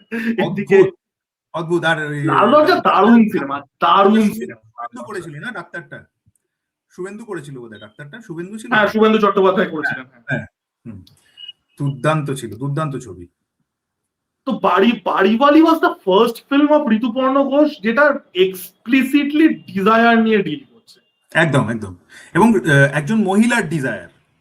একজন মহিলা, একজন মিডিল এজ মহিলা যার স্বামী নেই, সে একটা হ্যাঁ, বিশাল বড় বাড়িতে, একটা পুরোনো বাড়িতে একা থাকে, মিডিল এক্স্যাক্টলি। এজ, তার ডিজায়ার, এবং কোথাও গিয়ে এবং তার লোনলিনেস এবং সেই ডিজায়ার। ডিজায়ারটা যেভাবে এস্টাবলিশ হচ্ছে স্বপ্ন দৃশ্যগুলোর মধ্যে দিয়ে, আর মানে আমি ওই যে সব একটা সিন আছে না, সেই ছায়াটা উঠে আসছে আস্তে আস্তে আস্তে আস্তে, এই ইয়ে বাড়িওয়ালির যে ড্রিম সিকোয়েন্স গুলো আছে, ও মাই গড, বাড়িওয়ালির ড্রিম সিকোয়েন্স গুলো লোকের স্টাডি করা উচিত। স্টাডি করা উচিত, স্টাডি। অ্যাবসলিউটলি। ওই যে সিনটা যেখানে ওই ওই ওই লোকটাকেও ও দেখছে, ওই লোকটাও একজন মহিলা, ওই যে ওদের সাথে যে কেয়ারটেকারটা থাকে বাড়ির, ওই ইয়ে করতে করতে ঘুরছে, ঘুরতে ঘুরতে ওপর থেকে ডাকলো, এবং ও ঘুরে দেখলো ওই ও সিঁদুর পরে, টিপ পরে, লিপস্টিক পরে দাঁড়িয়ে আছে। তুই ভাবনাটা ব্যাকগ্রাউন্ডে, such a brilliant film Bariwali. আমার মতে it is the best Rituparno Ghosh film, মানে for me it is the best Rituparno Ghosh film. না, বাড়িওয়ালি আমি বলবো না best, Bariwali is probably the most personal Rituparno Ghosh film. কারণ ঋতুপর্ণ ঘোষকেও তো, যেটা আমরা একটু আগে আলোচনা করছিলাম, বাঙালিদের কলতলা স্বভাব, এই হুম সেক্সুয়ালিটি কি, এ কার সাথে শুচ্ছে, ও কার গালে চুমু খাচ্ছে, হুম এই হুম আলোচনা। তো it's a very personal film, কারণ অ্যাবসলিউটলি বাড়িতে যে জিনিসগুলো, এগুলো খুব ভালনারেবল একটা বিষয় মানুষের কাছে। এক্স্যাক্টলি আমি তুই যদি চাই, আমরা এক্ষুনি বলতে পারবো না এই অ্যাড্রেস গুলো, loneliness, desire, this are very vulnerable things to a human. Correct তো কারেক্ট সেই জিনিসগুলো একটা সিনেমাতে অ্যাড্রেস করা, এবং addressing from a person who has himself faced judgement because of correct his sexuality. আমি বলবো বাড়িওয়ালি ঋতুপর্ণ ঘোষের সব থেকে ব্যক্তিগত ছবি, ব্যক্তিগত ছবি সব থেকে অ্যাবসলিউটলি ব্যক্তিগত ছবি। শুধু আমার আমার আমার সেই জন্য মনে হয় যেহেতু এতটাই ব্যক্তিগত সেই জন্য ইট সামহাউ মানে এবং শেষের দৃশ্যটা তুই বল যখন একটা ওই ফিউজ কেটে যাওয়ার মধ্যে দিয়ে পুরো সিনেমাটাকে ইয়ে করে দেওয়া যে ও ফিউজটা ঠিক করে দিল এবং ও চলে যাওয়ার পরে আবার ফিউজটা কেটে গেল এবং আহ, ও একা একা আবার সেই হেঁটে যাচ্ছে ব্যাক টু নর্মাল লাইফ। এই যে পুরো বিষয়টা এই যে একটা সার্কেল পুরো ছবিটার মধ্যে দিয়ে এস্টাবলিশ হলো, একটা সার্কেল অফ শুধু তো একটা মহিলার সার্কেল অফ লাইফ নয়, শুধু একটা একটা এন্টায়ার সার্কেল অফ লাইফ বোঝানো হলো, একটা একটা একাকিত্বের সার্কেল। সেইটা এত সুন্দর করে এসছে এই ছবিটায়, সেই জন্য আমার মতে ইট ইজ দ্য বেস্ট, মানে it is the best Rituparno Ghosh film I watched, মানে আহ, এই সময়টাতে বিশেষ করে মানে ফার্স্ট ফেজ অফ ঋতুপর্ণ ঘোষের। আমার ঋতুপর্ণ ঘোষের প্রিয় সিনেমা এটা নয়, প্রিয় সিনেমাটা আরেকটু পরে আসবে, ওটাও দুটো মহিলারই গল্প। আচ্ছা বাট ইটস দ্য, মানে এটা আমি ওকে তোর সাথে একমত, it is I the gate most it I understand বুঝতে পারছি পার্সোনাল ঋতুপর্ণ ঘোষ। এটা এই বিষয়ে কোনো সন্দেহ নেই, কারণ হুম যে যে থিম গুলো বাড়িওয়ালিতে ডিল করা আছে সেই থিম গুলো খুব ভালনারেবল, সেটা vulnerable, অ্যাড্রেস একদম করা অতটা ইজি নয়। ধর হুম এর পরের সিনেমাটা ধর উৎসব, sure, উৎসব উৎসব ভীষণ ভালো একটা ছবি, বাট হুম উৎসবের যে থিম গুলো আছে সেগুলো ইউনিভার্সাল থিম, সেগুলো রাইট ব্যক্তিগত থিম নয়, রাইট তাই না? হুম তো সেটাই আরেকটা আমার জিনিস যেটা। যেটা যেটা আমি মিস করে গেলাম উৎসবের আগে একটা জিনিস মিস করে গেলাম সেটা বলি। সেটা হচ্ছে যে বাড়িওয়ালিতে তুই মনে কর যে উনি যেটা করেছেন যে আহ, কিরণ খেরের গলাটা উনি রীতা কয়রালকে দিয়ে ডাব করিয়েছেন হ্যাঁ হ্যাঁ হ্যাঁ হ্যাঁ, এবং ওটা তো চিরঞ্জিতের যাতা পরে কন্ট্রোভার্সি হয়েছিল, কিরণ খের চিরঞ্জিতকে ডাব পরে করিয়েছেন। বলেছিলেন নিজেই ডাব করেছি এবং ন্যাশনাল অ্যাওয়ার্ড পেয়ে গেছিলেন। হ্যাঁ ওগুলো তো হ্যাঁ, ওটা তো একটা ঘোটালা আছে। হ্যাঁ, কিন্তু আমি ইভেন ওখানে ঘোটালা চিরঞ্জিত চ্যাটার্জির ভয়েসটাও সব্যসাচী ডাব করেছিল। অভিষেক চক্রবর্তী ডাব করেছে। এবং এই যে আমি ঘোটালাটা হওয়া সত্ত্বেও আমি বলছি আমি ওনার ইন্টারভিউ শুনছিলাম, ওনাকে জিজ্ঞেস করা হয়েছিল যে উনি এটা কেন করেন, কারণ উনি পরেও প্রচুর করেছেন এই জিনিসটা, পরপর করতে করতে গেছেন, চোখের বালিতে করেছে, পরপর করতে করতে গেছে। তো জিজ্ঞেস করা হয়েছিল যে উনি এটা কেন করেছেন, তো উনি বলছেন যে আমাকে তো সিনেমা এই ফ্রিডমটা দেয়, অ্যাজ আ মিডিয়াম আমাকে তো সিনেমা এই ফ্রিডমটা দেয় যে আমি একজন একটা চরিত্র আমি যেভাবে ইমাজিন করেছি আমি তাকে দেখতে ওরকম ইমাজিন করছি, কিন্তু তার ভয়েসটা আমি ওরকম ইমাজিন করছি না। তো আমাকে তো সিনেমায় লিবার্টিটা দিচ্ছে যে আমি একজনকে কাস্ট করব এবং অন্য একজনের ভয়েস নেব, তো সেই লিবার্টির জায়গা থেকে আমি ইউজ করছি। যদিও কিরণ খেরের কাস্টিংটা যে খুব ন্যাচারাল ছিল তা নয়, কিরণ খেরের না, কাস্টিংটা সম্ভবত বাজেটারই কারণে সম্ভবত, মানে বাজেটারি নয়, অনুপম খের খুব পুশ করেছিল তখন, যে অনুপম খের আচ্ছা, তো না, এটা প্রডিউসার আমি ছিল জানি না। বাড়িওয়ালির। তো অনুপম খের খুব পুশ করেছিল যে প্লিজ কিরণকে নাও, হ্যাঁ, এবং Kirron Kher was really keen to do the role. এবং তখন উনি ঋতুপর্ণ ঘোষ সামহাউ মানে আর কি মানে he was force to cast Kiron Kher, এবং তারপরে হি ফেল্ট যে হ্যাঁ এটা তো somehow it will break the conventions, যে একজন বাঙালি উনি যেভাবে ইমাজিন করছেন একজন বাঙালি মধ্যবিত্ত একাকী মহিলাকে, সেইটার কনভেনশনটাও সামহাউ ব্রেক করে দেবে, কারণ কিরণ খেরকে অনেকটা পাঞ্জাবি দেখতে। তো সেই যে কনভেনশন আছে একটা বাঙালি মধ্যবিত্ত মহিলা নিয়ে, সেটাও সামহাউ ব্রেক করে দেবে, সেটা উনি বলছেন ইন্টারভিউতে, উনি বলেছেন। সো সেটা একটা ব্যাপার আর কি। হ্যাঁ, ওটা নিয়ে তো একটা কন্ট্রোভার্সি হচ্ছিল, এতটা আমি ডিটেলসে জানতাম না, বাট হ্যাঁ ওটা তো একটা ইয়ে ছিল। দেখ, আমার যেটা মনে হয় যে ঋতুপর্ণ ঘোষের তুই যে অ্যান্সারটা দিলি, it's a very very Rituparno Ghosh, মানে ভেরি প্র্যাগম্যাটিক। আমি হুম চলো এটা করতে পারতাম, সুযোগটা ছিল তাই করেছি, ইটস লাইক হ্যাঁ ঋতুপর্ণ ঘোষ এইভাবেই কথা বলে, পুরো মানে সাংঘাতিক প্র্যাগম্যাটিক কথাবার্তা, কোনো কোনো ইয়ে নেই, মানে কথাগুলোর মধ্যে কোনো যে খুব ও- মানে কোনো ও- লেয়ার নেই। এবং কথা বললে কোট হয়ে যাচ্ছে লোকটা যা বলছে না। একটা কথা বলেছিলেন আমার মনে আছে, জিজ্ঞেস করা হলো যে আপনি এই যে মহিলা ওরিয়েন্টেড ছবি বানান, আপনি কি তাহলে একটা চেঞ্জ আনতে পারলেন? তখন বলছেন যে দেখুন আমি তো আহ, এই পৃথিবীতে যতগুলো ছবি তৈরি হয়েছে তার এত সংখ্যক পুরুষ প্রোটাগনিস্ট আছে, আমি যদি 4টে মহিলা নিয়ে ছবি বানাই তাহলেও সেটা it will be a drop in the ocean. Pragmatic আমি তো বলছি, মানে ঋতুপর্ণ ঘোষের কথা বলার স্টাইলটাই ওরকম। তো যাই হোক, হ্যাঁ, এরপর আমরা চলে আসছি উৎসবে। উৎসব উৎসব আই থিঙ্ক ব্রিলিয়েন্ট। এটা খুব সুন্দর বাড়িওয়ালি আর ইয়ের ডাইকোটমি, যে বাড়িওয়ালি সম্ভবত তার সব থেকে ব্যক্তিগত সব থেকে ভালনারেবল ছবি। উৎসব in the other hand is most universal film. একদম, একদম। এবং এত চরিত্র, প্রত্যেকটা চরিত্রকে ইকুয়াল এত স্পেস চরিত্র দেওয়া। এবং থিম গুলো, মানে উৎসবও না, মানে আমি বলবো হীরের আংটি বাদ দিলে উৎসব সিনেমাটাও একমাত্র সিনেমা যেটা তুই যদি না জানিস তুই এটা ভাববি না এটা ঋতুপর্ণ ঘোষের সিনেমা। Right, very accessible. খুব অ্যাক্সেসিবল সিনেমা। Very accessible. এবং ওই যে ডায়লগটা একটা বিশাল ফ্যাক্টর, মানে ডায়লগটা ঋতুপর্ণ ঘোষের ছবি থেকে বাদ দেওয়া যায় না সামহাও। উৎসব মানে মানে আমি তো এটা মানে এটা আমি কোনো ভিডিওতেও বলেছিলাম, এই যে এখন ফ্যামিলি ড্রামা তৈরি হয়, উইন্ডোজ, তারপরে এই যে এইসব এই প্রজাপতি, শুঁয়োপোকা যেগুলো হচ্ছে, এদের মাদার সিনেমা হচ্ছে উৎসব। এদের না, এদের এদের মাকে উৎসব বানিয়ে দিলে খুব মুশকিল হয়ে যাবে। যাই হোক, এদের এদের মাদার সিনেমা হচ্ছে উৎসব, এই ফ্যামিলি বাঙালি ফ্যামিলি ড্রামা। মানে ওটা মানে ওটার একটা মানে ইয়ে দিকও আছে, যে ওই যে সেট আপটা করে দিল যে তুমি একটা ঘরের মধ্যে একটা হিউম্যান ইমোশনকে নিয়ে ডিল করে একটা দুর্গাপুজোর সময় একটা পড়ন্ত বিকেলে বিভিন্ন ও হ্যাঁ, ফ্যাক্ট। মানে দ্যাট ক্রিয়েটেড দ্য প্রেসিডেন্ট। এবার অন্যান্য এবার যখন একটা অভিজিৎ ইয়ে বানাচ্ছে, অভিজিৎ সেন বানাচ্ছে, তার সেই স্কিলটা অবভিয়াসলি নেই, সেই মানে এই নুয়ান্সটা। প্যাটার্নে, এই যে ধর মৈনাক ভৌমিকের 51, এই সেম প্যাটার্ন, 10-15টা ঋতুপর্ণ ঘোষের ছবির মিক্সচার, দোসর, একটু বাড়িওয়ালি, একটু উৎসব, মৈনাক সব। ভৌমিকের সব সিনেমায়, মৈনাক ভৌমিকের সব সিনেমা, তারপরে এই যে এই বেডরুম টেডরুমও তাই, বেডরুম টেডরুমও তাই। গৃহপ্রবেশ দেখলি কয়েকদিন আগে, যে শুভশ্রী ছিল, গৃহপ্রবেশ দেখেছিস কিনা জানি গৃহপ্রবেশ না। আমার দেখা হয়নি।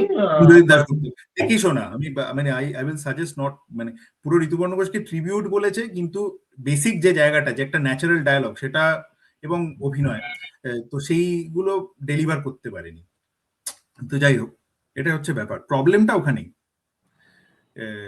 তুমি you can't make a Rituparno Ghosh film, it is very, মানে ইউ ক্যানট মেক ইট, মানে তুমি যদি ওই মিলিউটাতে বিশ্বাস না করো, you can't be another Ritu, there can't be another Rituparno Ghosh, because তোমাকে ওই মিলিউটাতে বিশ্বাস করতে হবে। And he made his films, তুমি ওর মতো করে বানাতে পারবে না। প্রবলেমটা ওটাই, তুমি যখন হতে যাচ্ছ তখন তুমি তোমার নিজস্বটাকে নষ্ট করে ফেলছো। যে কারণে উৎসব কি, উৎসব যতই তুই বল যে এদের মা মা বাবা যাই হোক, কিন্তু অ্যাট দ্য সেম টাইম উৎসবের মধ্যে ঋতুপর্ণ ঘোষ যে নুয়ান্স গুলো আনতে সক্ষম হয়েছিল, even at the same time এই যে ধর মানে নর্মেটিভিটাকে ভাঙা, যে ভাই বোনের মধ্যে, কাজিনসদের মধ্যে সম্পর্ক, হ্যাঁ, এইগুলোকেও যেভাবে ক্যাজুয়ালি অনায়াসে আনতে পেরেছিল, সেইটা ইট ইজ মানে মানে very difficult thing to achieve. হ্যাঁ মানে ওখানে যেটা দেখিয়েছিল ওই অর্পিতা ইয়ে আর মমতা শঙ্করের আসল ছেলেই যে করেছিল, রাতুল শঙ্কর। আচ্ছা আমি নাম জানি না অত ভালো করে। তো হ্যাঁ, ওই যে সম্পর্কটা ওটাও খুব ন্যাচারালি আসছে। এক্স্যাক্টলি। মানে এটা যদি এখানে কোথাও দেখাতো দেখি দাগিয়ে দেওয়া নয়, দাগিয়ে দেওয়া নয় যে যে এক্স্যাক্টলি, মানে এই জাতীয় জিনিস সিনেমাতে অ্যাড্রেস করা হলে কি হবে, ইয়ের থেকে বরণডালা পড়ে গেল, দুধ উল্টে গেল, ঠিক আছে, মানে পুরো একটা কাপুর জোরে ঢুকে যাবে না। হ্যাঁ, আর আর আর না হলে কি হবে, 10টা চুমু খেয়ে দিল, মানে দুজনে তাহলে 10টা লুকিয়ে, চুমু খেয়ে দিল। হ্যাঁ, দুজনে লুকিয়ে চুমু খাচ্ছে একটা জায়গাতে। নেই কিন্তু পুরো সিনেমাটাতে, চাইলেই রাখতে পারতো, মানে ঋতুপর্ণ ঘোষ তো চাইলেই রাখতে পারতো, বাট রাখেনি, ওই জিনিসটা নেই কোথাও। হ্যাঁ মানে এই জিনিসটা এত বোকা বোকা, অথচ একটা টেনশন রয়েছে দুজনের মধ্যে থ্রু আউট দ্য ফিল্ম, এবং তুই সেটা মানে ডেলিভারও হচ্ছে, এরকম নয় যে সেটা ডেলিভার হচ্ছে না, সেটা ডেলিভারও হচ্ছে।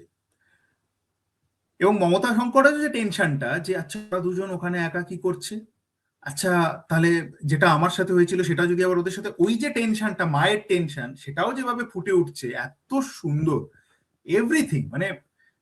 এবং at the same time it feels like যে তুই একটা সত্যি একটা বাড়ি দেখছিস, যে এখানে সব হুম। চরিত্রগুলো you have seen them around you.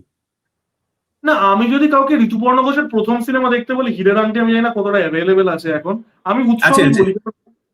ইয়েতে আছে? আছে, ইউটিউবে আছে, হ্যাঁ। তাহলে তো খুবই ভালো।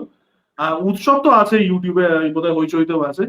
তো উৎসব আমি দেখতে বলি, কারণ Utsab is such a like accessible film, যে সেখানে মানে ওখানে যে বক্তব্যগুলো বলা হচ্ছে ইটস ভেরি ইউনিভার্সাল, সেটা কারেক্ট। কানেক্ট করতেও সমস্যা হবে না। At the same time it's so nuanced, মানে ইউ এটা will fall in kind of love with the director. Exactly. এবং কারণ ঋতুপর্ণ ঘোষের যদি যে প্রথমে যদি কেউ ব্যাকগ্রাউন্ড। কেউ বাড়ি বাড়ি দেখে ঋতুপর্ণ ঘোষে, তার একটুখানি মনে হবে মানে, ওই তুই তুই তো ফার্স্ট ফার্স্ট টাইম ড্রিঙ্ক করছিস, তুই জিনটা হ্যাঁ শুধু খেয়ে নিলি টনিক ওয়াটার না ঢেলে, একটু ধাক্কাটা জোরে লাগবে না, হ্যাঁ, আর কিছু মাথায় এলো না ওটার। হুইস্কিতে হুইস্কিতে জল না দিয়ে খেয়ে নিলি, ধাক্কা আমি দিয়ে। কিন্তু নন ড্রিঙ্কার, ঠিক আছে? আমাদের মধ্যে আচ্ছা একজন নন ড্রিঙ্কার, সেটা হচ্ছে আমি। তো আচ্ছা, এই হ্যাঁ শ্রেণী শত্রুদের চিনে রাখুন। হ্যাঁ। হ্যাঁ হ্যাঁ, তো ইয়ে কি যেন বলছিলাম। হ্যাঁ, তো ওই but the first time it will hit you very hard. হুম, একদম একদম। তো এবং সেই জিনিসটা ঋতুপর্ণ বাড়ি বলির মধ্যে, সব বাড়ি বলে সিনেমাই মানে বলছি যেহেতু আমি। আলাদা করে আর বলছি না, মানে সব সিনেমাই, দুটো সিনেমা ছাড়া সব সিনেমাই ইউটিউবেই অ্যাভেলেবেল আছে, মানে এখন সবই অ্যাভেলেবেল, হয় হইচই নয় ইউটিউব, কোথাও না কোথাও পাওয়া যাবে। একমাত্র হিরের সানগ্লাসটা। আংটি আমি জানি না ইউটিউবে অ্যাভেলেবেল আছে কিনা, হিরের আংটি বহু বছর দেখি না। হিরানিটি ইউটিউব আছে বাকিগুলো তো এখন আছে। পেয়ে যাবে। হ্যাঁ, শুধু সানগ্লাস পাবি না, সানগ্লাসটা কোথাও পাবি না। সানগ্লাস আমি হ্যাঁ, দেখিও নি, সানগ্লাস আমি হ্যাঁ, মানে দেখিনি। ওটা আমিও দেখিনি, মানে ওটা একবারই ওই কলকাতা ফিল্ম ফেস্টিভ্যালে দেখানো হয়েছিল ঋতুপর্ণ ঘোষ মারা যাওয়ার পরে। ওটা কোথাও পাবি না। আর একটা সিনেমা আছে, সেটা হচ্ছে যে একটা একটা মুম্বাই কাটিং বলে একটা অ্যান্থোলজি ছবি হয়েছিল। সেখানে হুম হুম, 11টা শর্ট ফিল্ম ছিল, যেখানে অনুরাগ কাশ্যপের সিনেমা ছিল, সুধীর মিশ্রার সিনেমা ছিল, কুন্দন শাহর সিনেমা ছিল। হ্যাঁ, তার মধ্যে একটা সিনেমা ছিল আর্জ বলে, ঋতুপর্ণ ঘোষের। হ্যাঁ, সেটাতে রাইমা সেন অভিনয় করেছিল।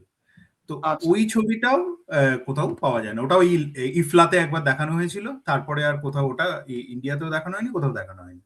সো মানে ওই এই ছবি দুটো দেখার জন্য আমি রিয়েলি কিন, বিকজ সানগ্লাসের কনসেপ্টটা তুই এমনি ট্রেলার যদি দেখিস তুই বুঝতে পারবি যে ইট ইজ অ্যাবাউট একটা এমন একটা সানগ্লাস একজন মহিলা পেয়ে যাচ্ছে, যেটাতে মানুষের ভেতরে ডিজায়ার গুলো বোঝা যাচ্ছে সানগ্লাসটা পরলে, সামনের মানুষটার ডিজায়ার ধরে ফেলতে পারবে।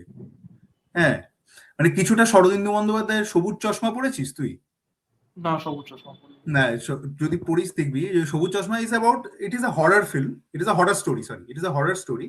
যে চশমাটা পড়লে তুমি আশেপাশে নানান ভূত দেখতে পাবে, এবং ভূতগুলো কি করছে এগুলো দেখতে পাবে। It is it is similar to that thing আর কি। তুমি ওই মানুষটার ভেতরে ডিজায়ারটা দেখতে পেয়ে যাবে চশমাটা পড়লে। অদ্ভুত কনসেপ্ট। এবং দারুণ কাস্টিংও ছিল, মানে মাধবন ছিল হিন্দিটাতে, আর বাংলাটাতে ছিল হচ্ছে তো টোটা, আর হুম হুম। নাসিরুদ্দিন সাজি কঙ্কনা ছিল। যাই হোক, তো ওটা কোথাও অ্যাভেলেবেল নেই। তো হ্যাঁ, যেটা আমরা কোথায় ছিলাম, আমরা উৎসবের পর উৎসব, হচ্ছে উৎসবের পর তিতলি বোধ শুভ হয়। মহরত। ও, শুভ মহরত। হুম। শুভ মহরত আমি বলবো আমার সব থেকে পছন্দের ঋতুপর্ণ ঘোষের আমি সিনেমা, ঠিক আছে? বুঝেছি, যখন তুই বলছিলি দুটো মহিলা তখনই বুঝেছি। শুভ কেন মহরতের তোদের ব্যাপারটা, শুভ মহরত তোর সবচেয়ে প্রিয় কেন, সেটা হচ্ছে প্রশ্ন। আমি এক্স্যাক্টলি এটাতেই আসছিলাম। শুভ মহরত না মাল্টিপল লেয়ারে ওয়ার্ক করে। মানে শুভ মহরতের ক্ষেত্রে, মানে এটা আমার ক্ষেত্রে, আমি জানি না, আমি তোর মতামতটাও জানতে চাইবো। তো শুভ মহরতে ঋতুপর্ণ ঘোষের যে ব্যক্তিগত থিম গুলো ছিল, কারেক্ট সেক্সুয়ালিটি, নারীর অবস্থান, এই কারেক্ট। যে এই যে ভালনারাবিলিটিস গুলো, সেটাও আছে।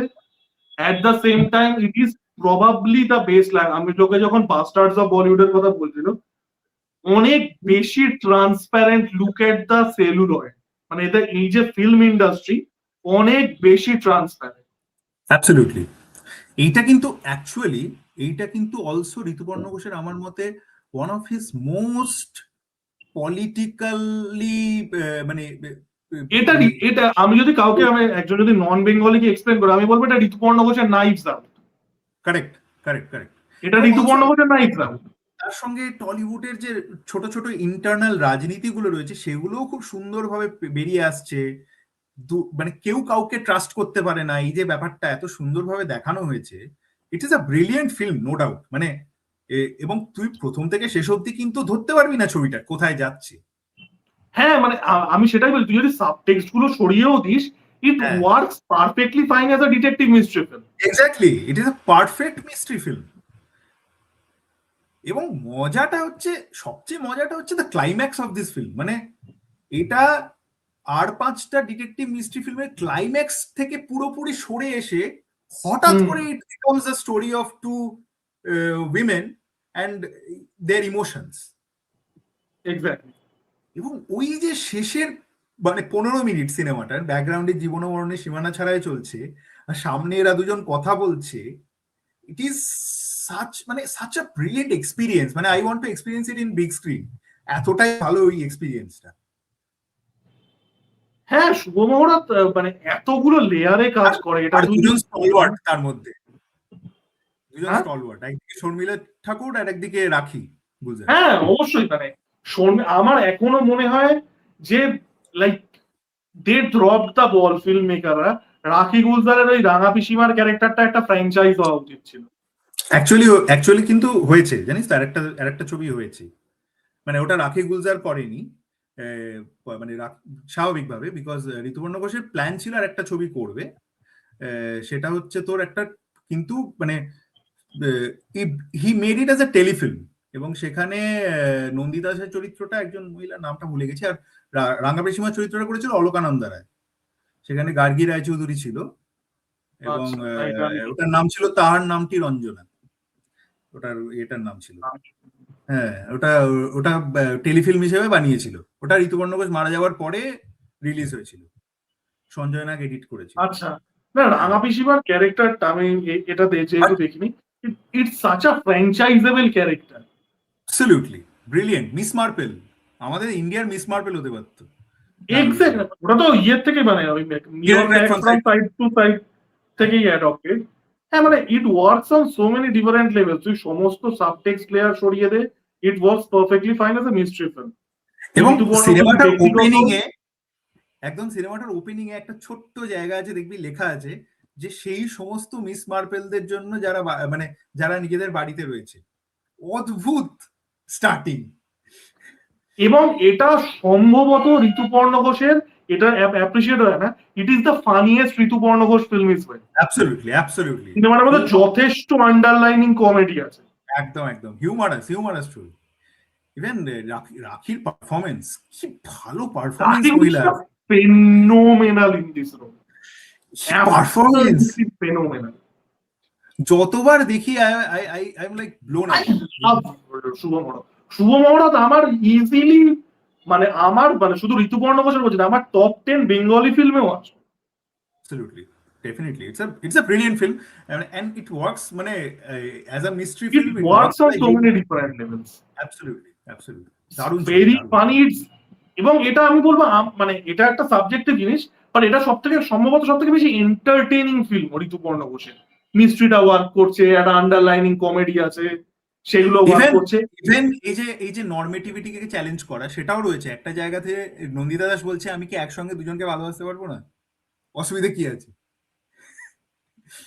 হ্যাঁ মানে এটা মানে আমরা বলি entertainment value. It is the most entertaining Rituparno Ghosh film. Right. I love শুভমরা, দুর্দান্ত। দারুণ লাগে, সত্যিই দারুণ লাগে। শুভমরাদের পরে কি ইয়ে আসছে, দোসরা তিতলি বোধহয়, তিতলি। ও হ্যাঁ, তিতলি আসছে। হ্যাঁ, তিতলি আমি বলবো ঋতুপর্ণ ঘোষের মানে পরপর 3-4টে হয় না যে এরও ভারী সিনেমা বানানোর পরে একটু লাইট হার্টেড কিছু বানাবে। অনেক লাইট অ্যাকচুয়ালি। হ্যাঁ, হ্যাঁ, Titli is very light hearted. Titli আমার কিছু মনে নেই, আমি তিতলির কিছু পরে সিন দেখেছি। I don't remember the film as much. তিতলির গল্পটা হচ্ছে একজন মানে একটা মানে লেট টিনস বা আর্লি 20s এর মেয়ে কঙ্কনা সেন শর্মা। হ্যাঁ, মানে গল্পটা আমার মোটামুটি মনে আছে যে ওই একটা মেয়ে, সে ওই ওকে অ্যাডোর করে, ওই মিঠুন চক্রবর্তী একজন ফিল্ম স্টার, ওকে অ্যাডোর করে। Mithun Chakraborty played himself kind of. হ্যাঁ, তো একটা মানে ওটা একটা জার্নির গল্প। হ্যাঁ, এবং পরে দেখা যায় মিঠুন চক্রবর্তী আর অপর্ণা সেনের প্রেম ছিল। হ্যাঁ, ওটাও ওই কামিং অফ এজ ফিল্ম হিসেবে তুই যে বলছিস, কামিং অফ এজ, হ্যাঁ, কামিং অফ এজ ফিল্ম হিসেবে খুব ভালো ওয়ার্ক করে। 19 মানে আমি বলবো 19 এপ্রিলের গল্পটাকে তুই যদি মানে ট্রাভেলগ বানাস, তাহলে হবে হচ্ছে তিতলি।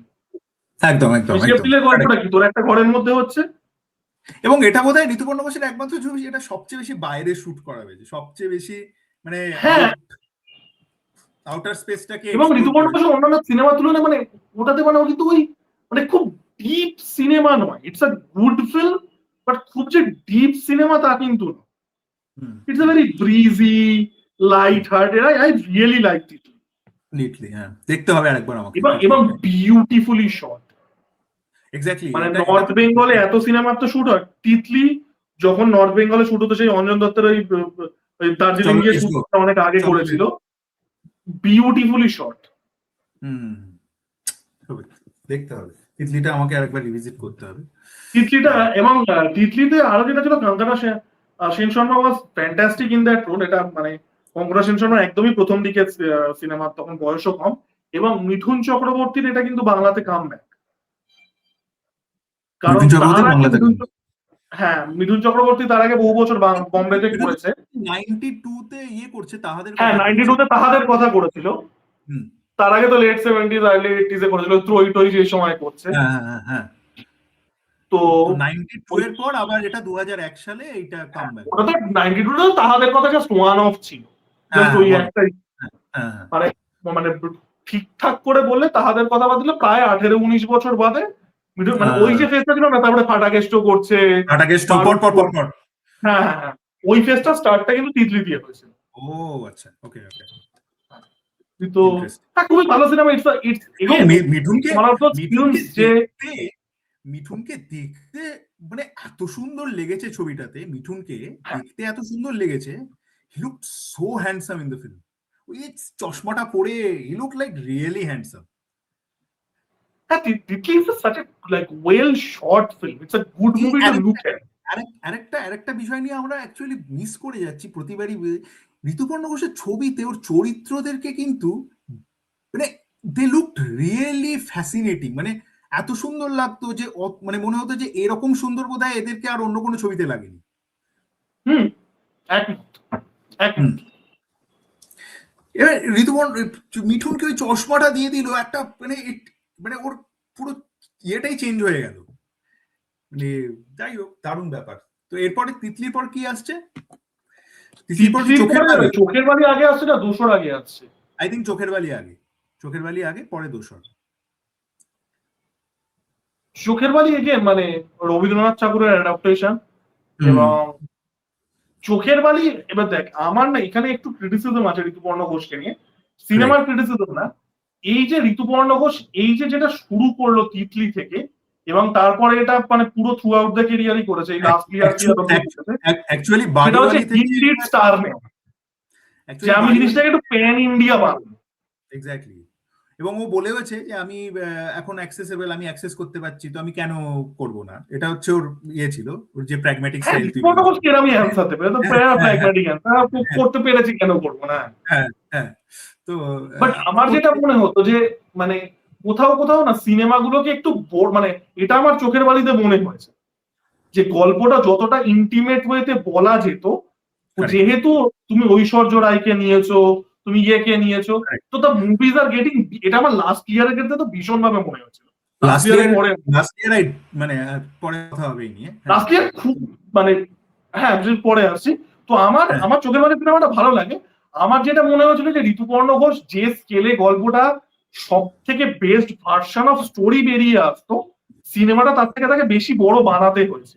এক্স্যাক্টলি, আমার মনে হয়েছে চোখের বালি ইজ এক্সট্রিমলি লং, এবং একটা পয়েন্টের পর গিয়ে it becomes very like pointless. মানে বিশেষ করে এই যে বজরার ভেতরের জায়গাগুলো, ইট ইজ কমপ্লিটলি মানে ওই বজরা থেকে বেরোচ্ছে, আবার বজরায় ঢুকে আসছে, এই যে একটা কান্টি, অত্যন্ত ইন্ডালজেন্ট আই ফেল্ট ওই জায়গাগুলো। হ্যাঁ, ইন্ডালজেন্ট, এবং নিড দ্য মুভি, ওই যে স্টোরিটা, it doesn't need that big of a scale. Exactly, ওইগুলো দরকার ছিল না। মানে দরকারই ছিল না আমার ওইটা, আমার ওইটা চোখের অনেক বালি। আগে শেষ হয়ে যাওয়া উচিত ছিল, মানে যতটা টেনেছে তার অনেক আগে ফিল্ম কুড হ্যাভ এন্ডেড। এবং সামহাও না ওই সাবটেক্সট গুলো, যেগুলো ওই বঙ্গভঙ্গর সাবটেক্সট, এগুলো না কোথাও গিয়ে না ঠিক ডেলিভার হয়নি। ওই সেম টাইমে চোখের বালি সেম টাইমে কৃষ্ণকান্তের উইল আসছে, আচ্ছা, আমি যেটাতে দেখিনি জিতটা ছিল। কৃষ্ণকান্তের উইল। হ্যাঁ, কিন্তু কৃষ্ণকান্ত উইল খুব সিমিলার মানে থিম নিয়ে ডিল করছে। হ্যাঁ, কৃষ্ণকান্তের will is a better film. হ্যাঁ, জিৎ এবং রাজা সেনের ছবি কৃষ্ণকান্তের উইল। হ্যাঁ, it is actually a better film. হুম। তো আমার চোখের বালি আমার এই সিনেমাগুলো, এই চোখের বালি, নৌকাডুবি, দ্য লাস্ট লিয়ার, এগুলো দেখে আমার তাই মনে হচ্ছে যে নিডলেসলি বড় ছবি বানানোর চেষ্টা। এবার একটা বলিউডের স্টারকে নিয়ে নেব, সেটা কারেক্ট। আবার সেটার একটা প্র্যাগম্যাটিক কারণ আছে, বাজেট বেশি পাবে, ডিস্ট্রিবিউশন বেশি পাবে, সেগুলো সবই আমি মানছি। সব ঠিক বাট আছে, আমার এগুলো কিন্তু মনে হয়, আমি চোখের বালিকে খুব হাইলি রেট করি। আমিও না, I don't find the film like, মানে ইট ইজ, মানে যে সিনটা আমার সবচেয়ে ভালো লাগে সেটা হচ্ছে সিনেমাটার যে পোস্টারটা বানিয়েছিল ঋতুপর্ণ ঘোষ। হি হাইলাইটেড বিনোদিনী, যে পুরো ছবিটা জুড়ে বিধবা, কিন্তু হি হাইলাইটেড বিনোদিনীর সিঁদুর পরা জায়গাটা। হুম। তো বিনোদিনী একটা সিঁদুর পরে আছে এবং ওর বিয়ে হচ্ছে, এইটা হচ্ছে চোখের বালির পোস্টার। যে বিনোদিনী পুরো ছবিটা জুড়ে বিধবা। পুরো ছবিটা এইটা, এই আইরনিটা খুব আমাকে মানে খুব হন্ট করেছিল, এবং ওপেনিং সিনটাতেও ছিল বিনোদিনীর বিয়ে হচ্ছে ওই ওই ওই ইয়েটা। So that was the thing which really fascinated me, but after that the film gradually lost me. তবে চোখের ফিল্মটা বালিতে একটু যে সেলফ ইন্টালিজেন্ট, একটু না, সিনেমাটা অনেকটাই সেলফ ইন্টালিজেন্ট। যে এবং এই জিনিসটা আমার, সেম সমস্যা, আমি জানি না, আমরা হয়তো খুব বেশিক্ষণ লাস্ট ইয়ার বা নৌকাডুবি নিয়ে কথা বলতে পারবো না। আমার এই সমস্যাটা, এই ইন্ডালজেন্সির সমস্যাটা এই দুটোতেও মনে হয়েছে। হ্যাঁ, আমার Noukadubi I find it better Rituparno Ghosh film. হ্যাঁ, কিন্তু last year it didn't work for me at any level আর কি। মানে আমার পুরোপুরি মনে হয়েছে যে লাস্ট ইয়ার ডায়লগ আমারও গুলো, মানে ডায়লগ গুলো ঋতুপর্ণ ঘোষের যেটা ফোর্টে আর কি, যেহেতু ডায়লগ গুলো পুরো ইংলিশে, মানে প্রত্যেকটা ডায়লগ ইট ফেল্ট লাইক যে একটা বই পড়ছি আমি। হ্যাঁ, এক্স্যাক্টলি, মানে এত হ্যাঁ, বেশি বুকিশ ডায়লগ, হ্যাঁ, এত বেশি বুকিশ শোনাচ্ছে। হ্যাঁ, হ্যাঁ, এবং অভিনয়ের জায়গা থেকেও আমার মনে হয়েছে যে ইট ওয়াজ আ মিসড কাস্টিং। মানে অমিতাভ বচ্চন ওই রোলটায় যায় না। তুমি যদি হলিউড ইভেন বলিউড, প্রীতি জিন্টার রোলটাও মনে হয়েছিল অন্য কাউকে দিয়ে করানো যেত। Entire film is a miscast. মানে আমার মনে হ্যাঁ, হয়েছে অর্জুন রামপালের ওই রোলটার কোনো মানে হয় না। হ্যাঁ, অর্জুন রামপালকে তুমি যে কোনো এখানকার কাউকে দিয়ে তুমি ইয়ে করতে পারো। Preity Zinta was a miscast. Shefali Shah was the only person who I felt was fit. Divya দত্তাকে কেন নিয়েছিল আমি জানি না। ইভেন অমিতাভ বচ্চন, তুমি যদি বলিউড থেকেই কাউকে নিতে চাও, you should have cast Naseeruddin Shah in that role. হুম, হুম, কারণ হুম। শেক্সপিরিয়ান সংলাপ বলছে, ভাই অমিতাভ বচ্চন যাচ্ছে না ভাই এর সাথে। সবচেয়ে ভালো হতো যদি, মানে ঋতুপর্ণ ঘোষের লাস্ট ইয়ারটা সবচেয়ে ভালো হতো যদি উৎপল দত্ত বেঁচে থাকতেন। হ্যাঁ, অ্যাকচুয়ালি তো উৎপল দত্তই, মানে উৎপল দত্তই ওই রোলটা করতেন। আজকে শাহজাহান যে নাটকটা হতো ওখানে অমিতাভ হ্যাঁ, বচ্চন রোলটা অ্যাকচুয়ালি উৎপল দত্ত করতেন। আর কিন্তু আমার না লাস্ট ইয়ার না করে আজকে শাহজাহানটারই অ্যাডপ্ট করা উচিত ছিল। অ্যাবসলিউটলি, মানে ওই ওই ড্রামা, ওই দিনের ড্রামাতে যাওয়াটা উচিত হয়। কোনো মানে ছিল না, কোনো মানে কোনো ছিল মানে না। ছিল না। আজকে তুমি, তোমার যদি ওই গল্পটাই বল, আজকে শাহজাহানই অ্যাডপ্ট করো। এক্স্যাক্টলি। ডোন্ট ফ্রেম এবং it like film within a film, আজকে এবং শাহজাহানই অ্যাডপ্ট করো। এই যে এই যে প্রবলেম গুলো না, এই লাস্ট ইয়ার নিয়ে যে প্রবলেম গুলো হচ্ছে, এইগুলোই কিন্তু তুই দেখবি পরবর্তীকালে বাংলা সিনেমাতে ইট ইট মানে ইট কেম ইন। যে সৃজিত মুখার্জি যখন ছবি করছে, তখন দেখবি এই এই ছোট ছোট বিষয়গুলো ইট কেম ইন। মানে অটোগ্রাফে আমি বলবো যে এই যে ফিল্ম উইদিন ফিল্ম দেখাতে গেছে, দেখাতে গিয়ে না কোনো ইমোশনই কিন্তু সেইভাবে এস্টাবলিশ হয়নি। অটোগ্রাফে আমার জন্য ইমোশন গুলো কানেক্ট করেছে, বাট হ্যাঁ মানে তুই যে অ্যাঙ্গেল দিয়ে বলছিস, আমি বুঝতে পারছি। এবং অতিরিক্ত একটা ঋতুপর্ণ ঘোষ ইনফ্লুয়েন্স হ্যাঁ, মানে হয়ে গেছে। আমরা দেখবেন, আমাদের আগে একটা কথা খুব ইয়ে হতো, সেটা হচ্ছে over engineer. Correct. Last year is a very over engineered film. Exactly, exactly. এবং ঋতুপর্ণ ওই যে একটা ব্যাপার আছে না, একটা মানুষ যখন অতিরিক্ত মানে এক ধরনের ছবি করতে করতে যায়, হি বিকামস লাইক হি বিকামস এত বেশি সেলফ, মানে এত কনসাস হয়ে যায় যে আমি এটা হচ্ছে আমার ব্র্যান্ড, এটা হচ্ছে ঋতুপর্ণ ঘোষ ব্র্যান্ড। হ্যাঁ, মানে তো আমি আমার এই আমার লাস্ট ইয়ার বা নৌকাডুবি বা লাস্ট ইয়ার তো ভীষণ ভাবে, যে আমি সিনেমা মানে এই যে আমি 4টে সিনেমাটিক টেকনিক দেখাবো, এরকম করবো, মানে ওই জিনিসগুলো ধর, তুই ধর এটার কন্ট্রাস্টে ধর দোষো চোখের বাড়ির পর, দোষর is such a simple film. কিছু নেই। এক্স্যাক্টলি। কিচ্ছু নেই সিনেমাটার মধ্যে, কিন্তু সিনেমাটা কতটা ভালো। কারেক্ট। তো আমার এই লাস্ট ইয়ারটা দেখে মনে হচ্ছে প্রচন্ড ওভার ইঞ্জিনিয়ার। লাইটিং ফাইটিং খুব ভালো কিন্তু লাস্ট ইয়ারে লাইটিং খুব ভালো সিনেমাটাতে, যেভাবে ওই ক্যারেক্টারটা যেভাবে মানে মিসোসিনটা যেভাবে তৈরি হচ্ছে সেগুলো খুব ভালো, কিন্তু কোথাও একটা গিয়ে না সিনেমাটা ঠিক মানে ইমোশনালি আমাকে কানেক্ট করতে পারে, যে মেইন যে জায়গাটা যেটা ঋতুপর্ণ ঘোষের আমার যেটা মনে হয়েছিল লাইক তুমি আজকের শাহজাহানই adapt make that the correct. তো এই চোখের বালির পরবর্তীতেই এই একটা ডিক্লাইন শুরু হয়, কিন্তু এই সময় যে ছবিটা চোখের বালি পরবর্তীতে বলবো না, Dosar was a fantastic film, even Dosar was too good. দোসরও ভালো, আবহমানও ভালো। হ্যাঁ, Dosar was too good, but Abohomaan was মানে I was really blown away by Abohomaan again very personal story. Oh my god, আবহমানের দুটো প্যারালাল গল্প দেখতে পাবি। এটা আমার জানি না, আমি হয়তো বলা উচিত হচ্ছে কিনা, একটা সত্যজিৎ রায়ের সাথে মাধবী মুখোপাধ্যায়ের সম্পর্ক ছিল, সেটা সবাই জানে, ঠিক আছে, এর জন্য আমরা খিস্তি খাবো কমেন্ট বক্সে, খিস্তি ওকেই দেবে যদিও আমি বলছি। আর আরেকটা কিন্তু ঋতুপর্ণ ঘোষের সাথে যিশু সেনগুপ্তের একটা সম্পর্কের রুমারও উঠে এসেছে। ছিল এই যে দুটো ডাইরেক্টর তার সাথে দুটো মিউজের সম্পর্ক, it's a very personal, it's very close to Bariwali, এটা খুব ভালনারেবল জিনিস, প্রচন্ড পার্সোনাল ছবি। এবং এই ছবিটার যে শেষের জায়গাটা, যখন অসুস্থ দীপঙ্কর দে এবং যিশু সেনগুপ্ত ওই পাহাড়ের দিকে তাকিয়ে বসে আছে, এত আমাকে for me it feels like আমি একটা বিভূতিভূষণের উপন্যাস পড়ছি, এতটাই। আর খুব সাইলেন্ট তো এই জায়গাগুলো, তা it feels like a mix of Bibhutibhushan and Ritwik Ghatak in that portion. দারুণ লেগেছিল আমার, দারুণ ছবি আমার। আবহমান নিয়ে আমি জানি এত কথা কেন হয় না, maybe because the theme was a little adult oriented, maybe because of that হতে পারে, ওই এক্সট্রা ম্যারিটাল এই সমস্ত। হ্যাঁ, সম্ভবত সেই কারণে। আর আবহমান যখন আসছে তখন ঋতুপর্ণ ঘোষের ফর্মটাও একটু পড়ে গেছে, নৌকাডুবি লাস্ট ইয়ার ওই সময় আসছে। কিন্তু আবহমানে তুই দেখবি এই যে এক্সট্রা ম্যারিটাল ব্যাপারটাকেও এত সুন্দর কিছু কিছু জায়গায় এত সুন্দর হিউমারাসলি ট্রিট করেছে লোকটা, ডায়ালগের মধ্যে হিউমার ইনপুট করে। ওই যে বাথরুমে গিয়ে কথা বলছে, দিয়ে মমতা শঙ্কর বেরিয়ে আসার পর মমতা শঙ্কর বলছে যে বাথরুমে গিয়ে কথা না বললে হতো। এই যে ছোট ছোট হিউমারাস জিনিসপত্রগুলোকে ইনকর্পোরেট করেছে। এটা দোসরেও ছিল, হ্যাঁ দোসরেও ছিল, খুব সাটেল যে হিউমারাসটা, যেটা দোসরেও ছিল।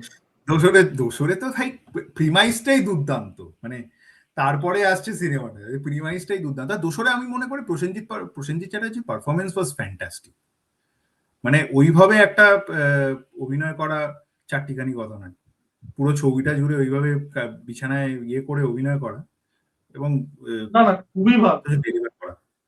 দোসরে আর দোসরে সাচ ওয়েল, আমার না সাদা কালো সিনেমার প্রতি একটা দুর্বলতা আছে, ঠিক আছে, আমারও যদি কোনো সিনেমা সাদা কালো বানাও তো তুমি অলরেডি মানে 10-এ 5 পেয়ে গেছো আমার চোখে। তোর খেলা সিনেমাটাকে নিয়ে কি বক্তব্য? কারণ খেলা সিনেমাটা আমার পার্সোনালিতে কিন্তু খুবই ভালো লাগে।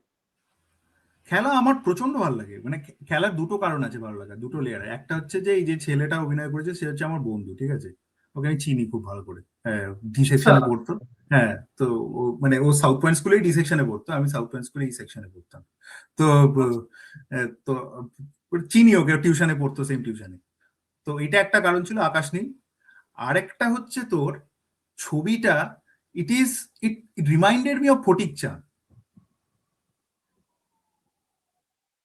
চাঁদের যে এটা ছিল না, ওইটা আমাকে ভীষণ ভাবে মানে ফটিক চাঁদের যে ওর হারিয়ে যাওয়া এবং ওর রিডিসকভারিং অফ দ্য সোসাইটি, সেইটা এত সুন্দর করে আমার মনে পড়েছে মানে খেলা দেখতে গিয়ে।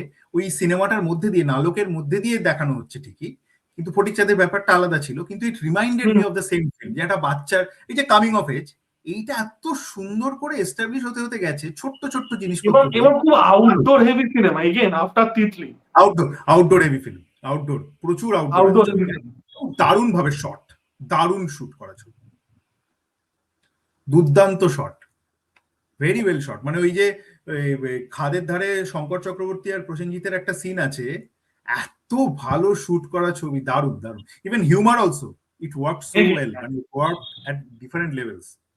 কিন্তু ওখানেও একটা প্রবলেম ছিল, মনীষা কৈরালাকে নেওয়ার কারণটা আমি ঠিক বুঝতে পারিনি। আমার মোটামুটি ওই জিনিসটা ওটা বাড়িবাড়ি থেকে শুরু হচ্ছে, এবার কিছু সিনেমা এটা দারুণ ভাবে ওয়ার্ক করছে, বাড়িবাড়িতে ওয়ার্ক করেছিল, সে রীতা কাবেরানের ওই ডাবিং বাদ দিয়ে বলছি, it work like charm in Shubho Mahurat, ওফ, রাখি গুলদার শাহ, বাট সব জায়গায় কাজ করছেও না। Right right. সব চরিত্র কাল্পনিক নিয়ে আমরা কথা হয়তো বলবো, আমি বিপাশা বসু সব চরিত্র কাল্পনিক ইজ সামথিং, সব চরিত্র কাল্পনিক ইজ ফিল্ম, আমি জানি না অনেকের খুব ভাল লাগে, but it is a film I didn't connect at all. আমার কোনোদিনই সব চরিত্র কাল্পনিককে মানে ওই সেম তো চোখের বালির মতনই, মানে গল্পটাকে আমার, অন্যভাবে বলা যেত, অনেক বেটার ভাবে বলা যেত। হ্যাঁ মানে আমি ঠিক কানেক্টই করতে পারিনি ছবিটার সাথে, ওই যে আমারও সেম কোনটা সেম দিয়ে কানেক্ট আসছে, করতে পারিনি। I never connected with the film. অনেকের খুব ভাল লাগে সব চরিত্র কাল্পনিক, but I never connected with the film. মানে আমি এবং অনেকবার দোসরটা দেখেছি, সব বাট আই চরিত্র নেভার। কাল্পনিক খুব কাছাকাছি সিনেমা, এবং হ্যাঁ, Dosar is a vastly superior film. Exactly. সব চরিত্র কাল্পনিকে বরটা মারা যাচ্ছে, তারপরে ওর যে এই জায়গাগুলো, হ্যাঁ মানে থিম, আমি থিম ওয়াইজ বলছি। হ্যাঁ হ্যাঁ, আই আই ডোন্ট, মানে I never connected with the film. যদিও বিপাশা বাসু খুব ভালো অভিনয় করেছিল, সব ঠিক আছে, কিন্তু স্টিল। হ্যাঁ মানে আমি বলবো কোথাও গিয়ে ওই Dosar was like the one punch and Abohomaan was the two punch, মানে Abohomaan was is last great film. না, এটা আমি মনে করি না। আমি মনে তারপরে করি যে ঋতুপর্ণ ঘোষ মানে চিত্রাঙ্গদা বানাচ্ছে, চিত্রাঙ্গদা শুড, চিত্রাঙ্গদার কোনোদিন দেখা হয়নি। চিত্রাঙ্গদা তুই দেখিস একবার প্লিজ, মানে ইট ইজ, চিত্রাঙ্গদার আই একটা ফেল। গান আমি শুনেছিলাম, বনমালী তুমি পর জনমে হইও রাধা। চিত্রাঙ্গদাতে ছিল, হ্যাঁ বোধহয় চিত্রাঙ্গদাতেই ছিল। হ্যাঁ চিত্রাঙ্গদা, নাকি আরেকটি প্রেমের গল্পতে ছিল, আমি আমি I don't remember of that. না না, হ্যাঁ হ্যাঁ, ওটা আরেকটি প্রেমের গল্প ছিল, সরি আরেকটি সরি। আরেকটি প্রেমের গল্পতে ছিল, তো ওটা তো কৌশিক গাঙ্গুলির সিনেমা। ওই সময় পরপর তিনটে ছবি আসছে, একটা কৌশিক গাঙ্গুলির আরেকটি প্রেমের গল্প, একটা হচ্ছে যেখানে অভিনয় করছেন, আর একটা হচ্ছে ইয়ে সঞ্জয় নাগের মেমারিজ ইন মার্চ, যেটাতে উনি অভিনয় করছেন, আরেকটা হচ্ছে ইয়ে চিত্রাঙ্গদা, যেটা উনি মেমোরিজ ডিরেকশন ইন দিচ্ছেন। March is probably the best out of the lot, যদিও আমি চিত্রাঙ্গদা দেখি। চিত্রাঙ্গদাটা দেখ, মানে চিত্রাঙ্গদাও it is very similar to 19 April, ঠিক আছে, হ্যাঁ, কিন্তু কিন্তু এখানে ওইখানে ওই মা বাবার ছেলের মধ্যে একটা সম্পর্ক আছে, হ্যাঁ, কিন্তু ওই যে কুইয়ার আইডেন্টিটিটার একটা লড়াই আছে ছবিটার মধ্যে। আই ফেল্ট যে এই ছবিটার পর ঋতুপর্ণ ঘোষ কি বানাবেন সেইটা যদি মানে হতো, মানে সত্যান্বেষী আমি বাদ দিচ্ছি, I I completely forgot the film. আমি একবার দেখেছিলাম এন্ড আই ওয়াজ রিয়েলি, সে আমারও ভালো, মানে এত বেশি ব্যোমকেশ হয়েছে না, মানে কোনটা হ্যাঁ, মনেও নেই। না সত্যান্বেষী আই ডিডন্ট লাইক, মানে সত্যান্বেষী আমি তোকে পার্সোনালি বলছি যে খুব বেশি সত্যান্বেষী বলছে আমার না, পোয়েটিক মানে মানে ছবি হয়ে। ইউজলেস ওয়াচ আমার, খুব একটা মানে দাগই কাটেনি। চোরাবালি যদি গল্পটা পড়িস, চোরাবালি গল্পটা ইজ ফ্যান্টাস্টিক, মানে it is a proper, it is a mixture of western and mystery, Chorabali গল্পটা। এইখানে Satyanweshi didn't work at any level for me, মানে বড্ড বেশি কাব্যিক করতে গেছে, এত কাব্য সব জায়গায় যায় না ভাই, কাব্য আমার ঋতুপর্ণ মনে হয়। ঘোষের পরের দিকে সিনেমাগুলো একটু সেলফ ইন্টারটেইন, এটা একটু, এটা হ্যাঁ, ফ্যাক্ট। কিন্তু Chitrangada, I felt that that is the film যেখানে মানে আমার মনে হয় একটা নতুন ইনিংস শুরু হচ্ছিল লোকটার, but he died after that. কিন্তু দেখ চিত্রাঙ্গদা বা আরেকটি প্রেমের গল্পতে যে ইয়েগুলো হয়েছিল, মানে দেখ আরেকটি প্রেমের গল্পর কাইন্ড অফ স্পিরিচুয়াল সাকসেসর হচ্ছে নগর কীর্তন। নগর কীর্তন, হ্যাঁ, কিন্তু আরেকটি আমি প্রেমের বরাবর গল্পটা, মানে কাইন্ড অফ স্পিরিচুয়াল না, সিকুয়ালই ওটা, মানে হ্যাঁ, টেকনিক্যাল সিকুয়াল। আরেকটি প্রেমের গল্পটা থেকে আমি নগর কীর্তনকে এগিয়ে রাখবো। হ্যাঁ অ্যাজ আ ফিল্ম আমিও নগর কীর্তনকে এগিয়ে রাখবো।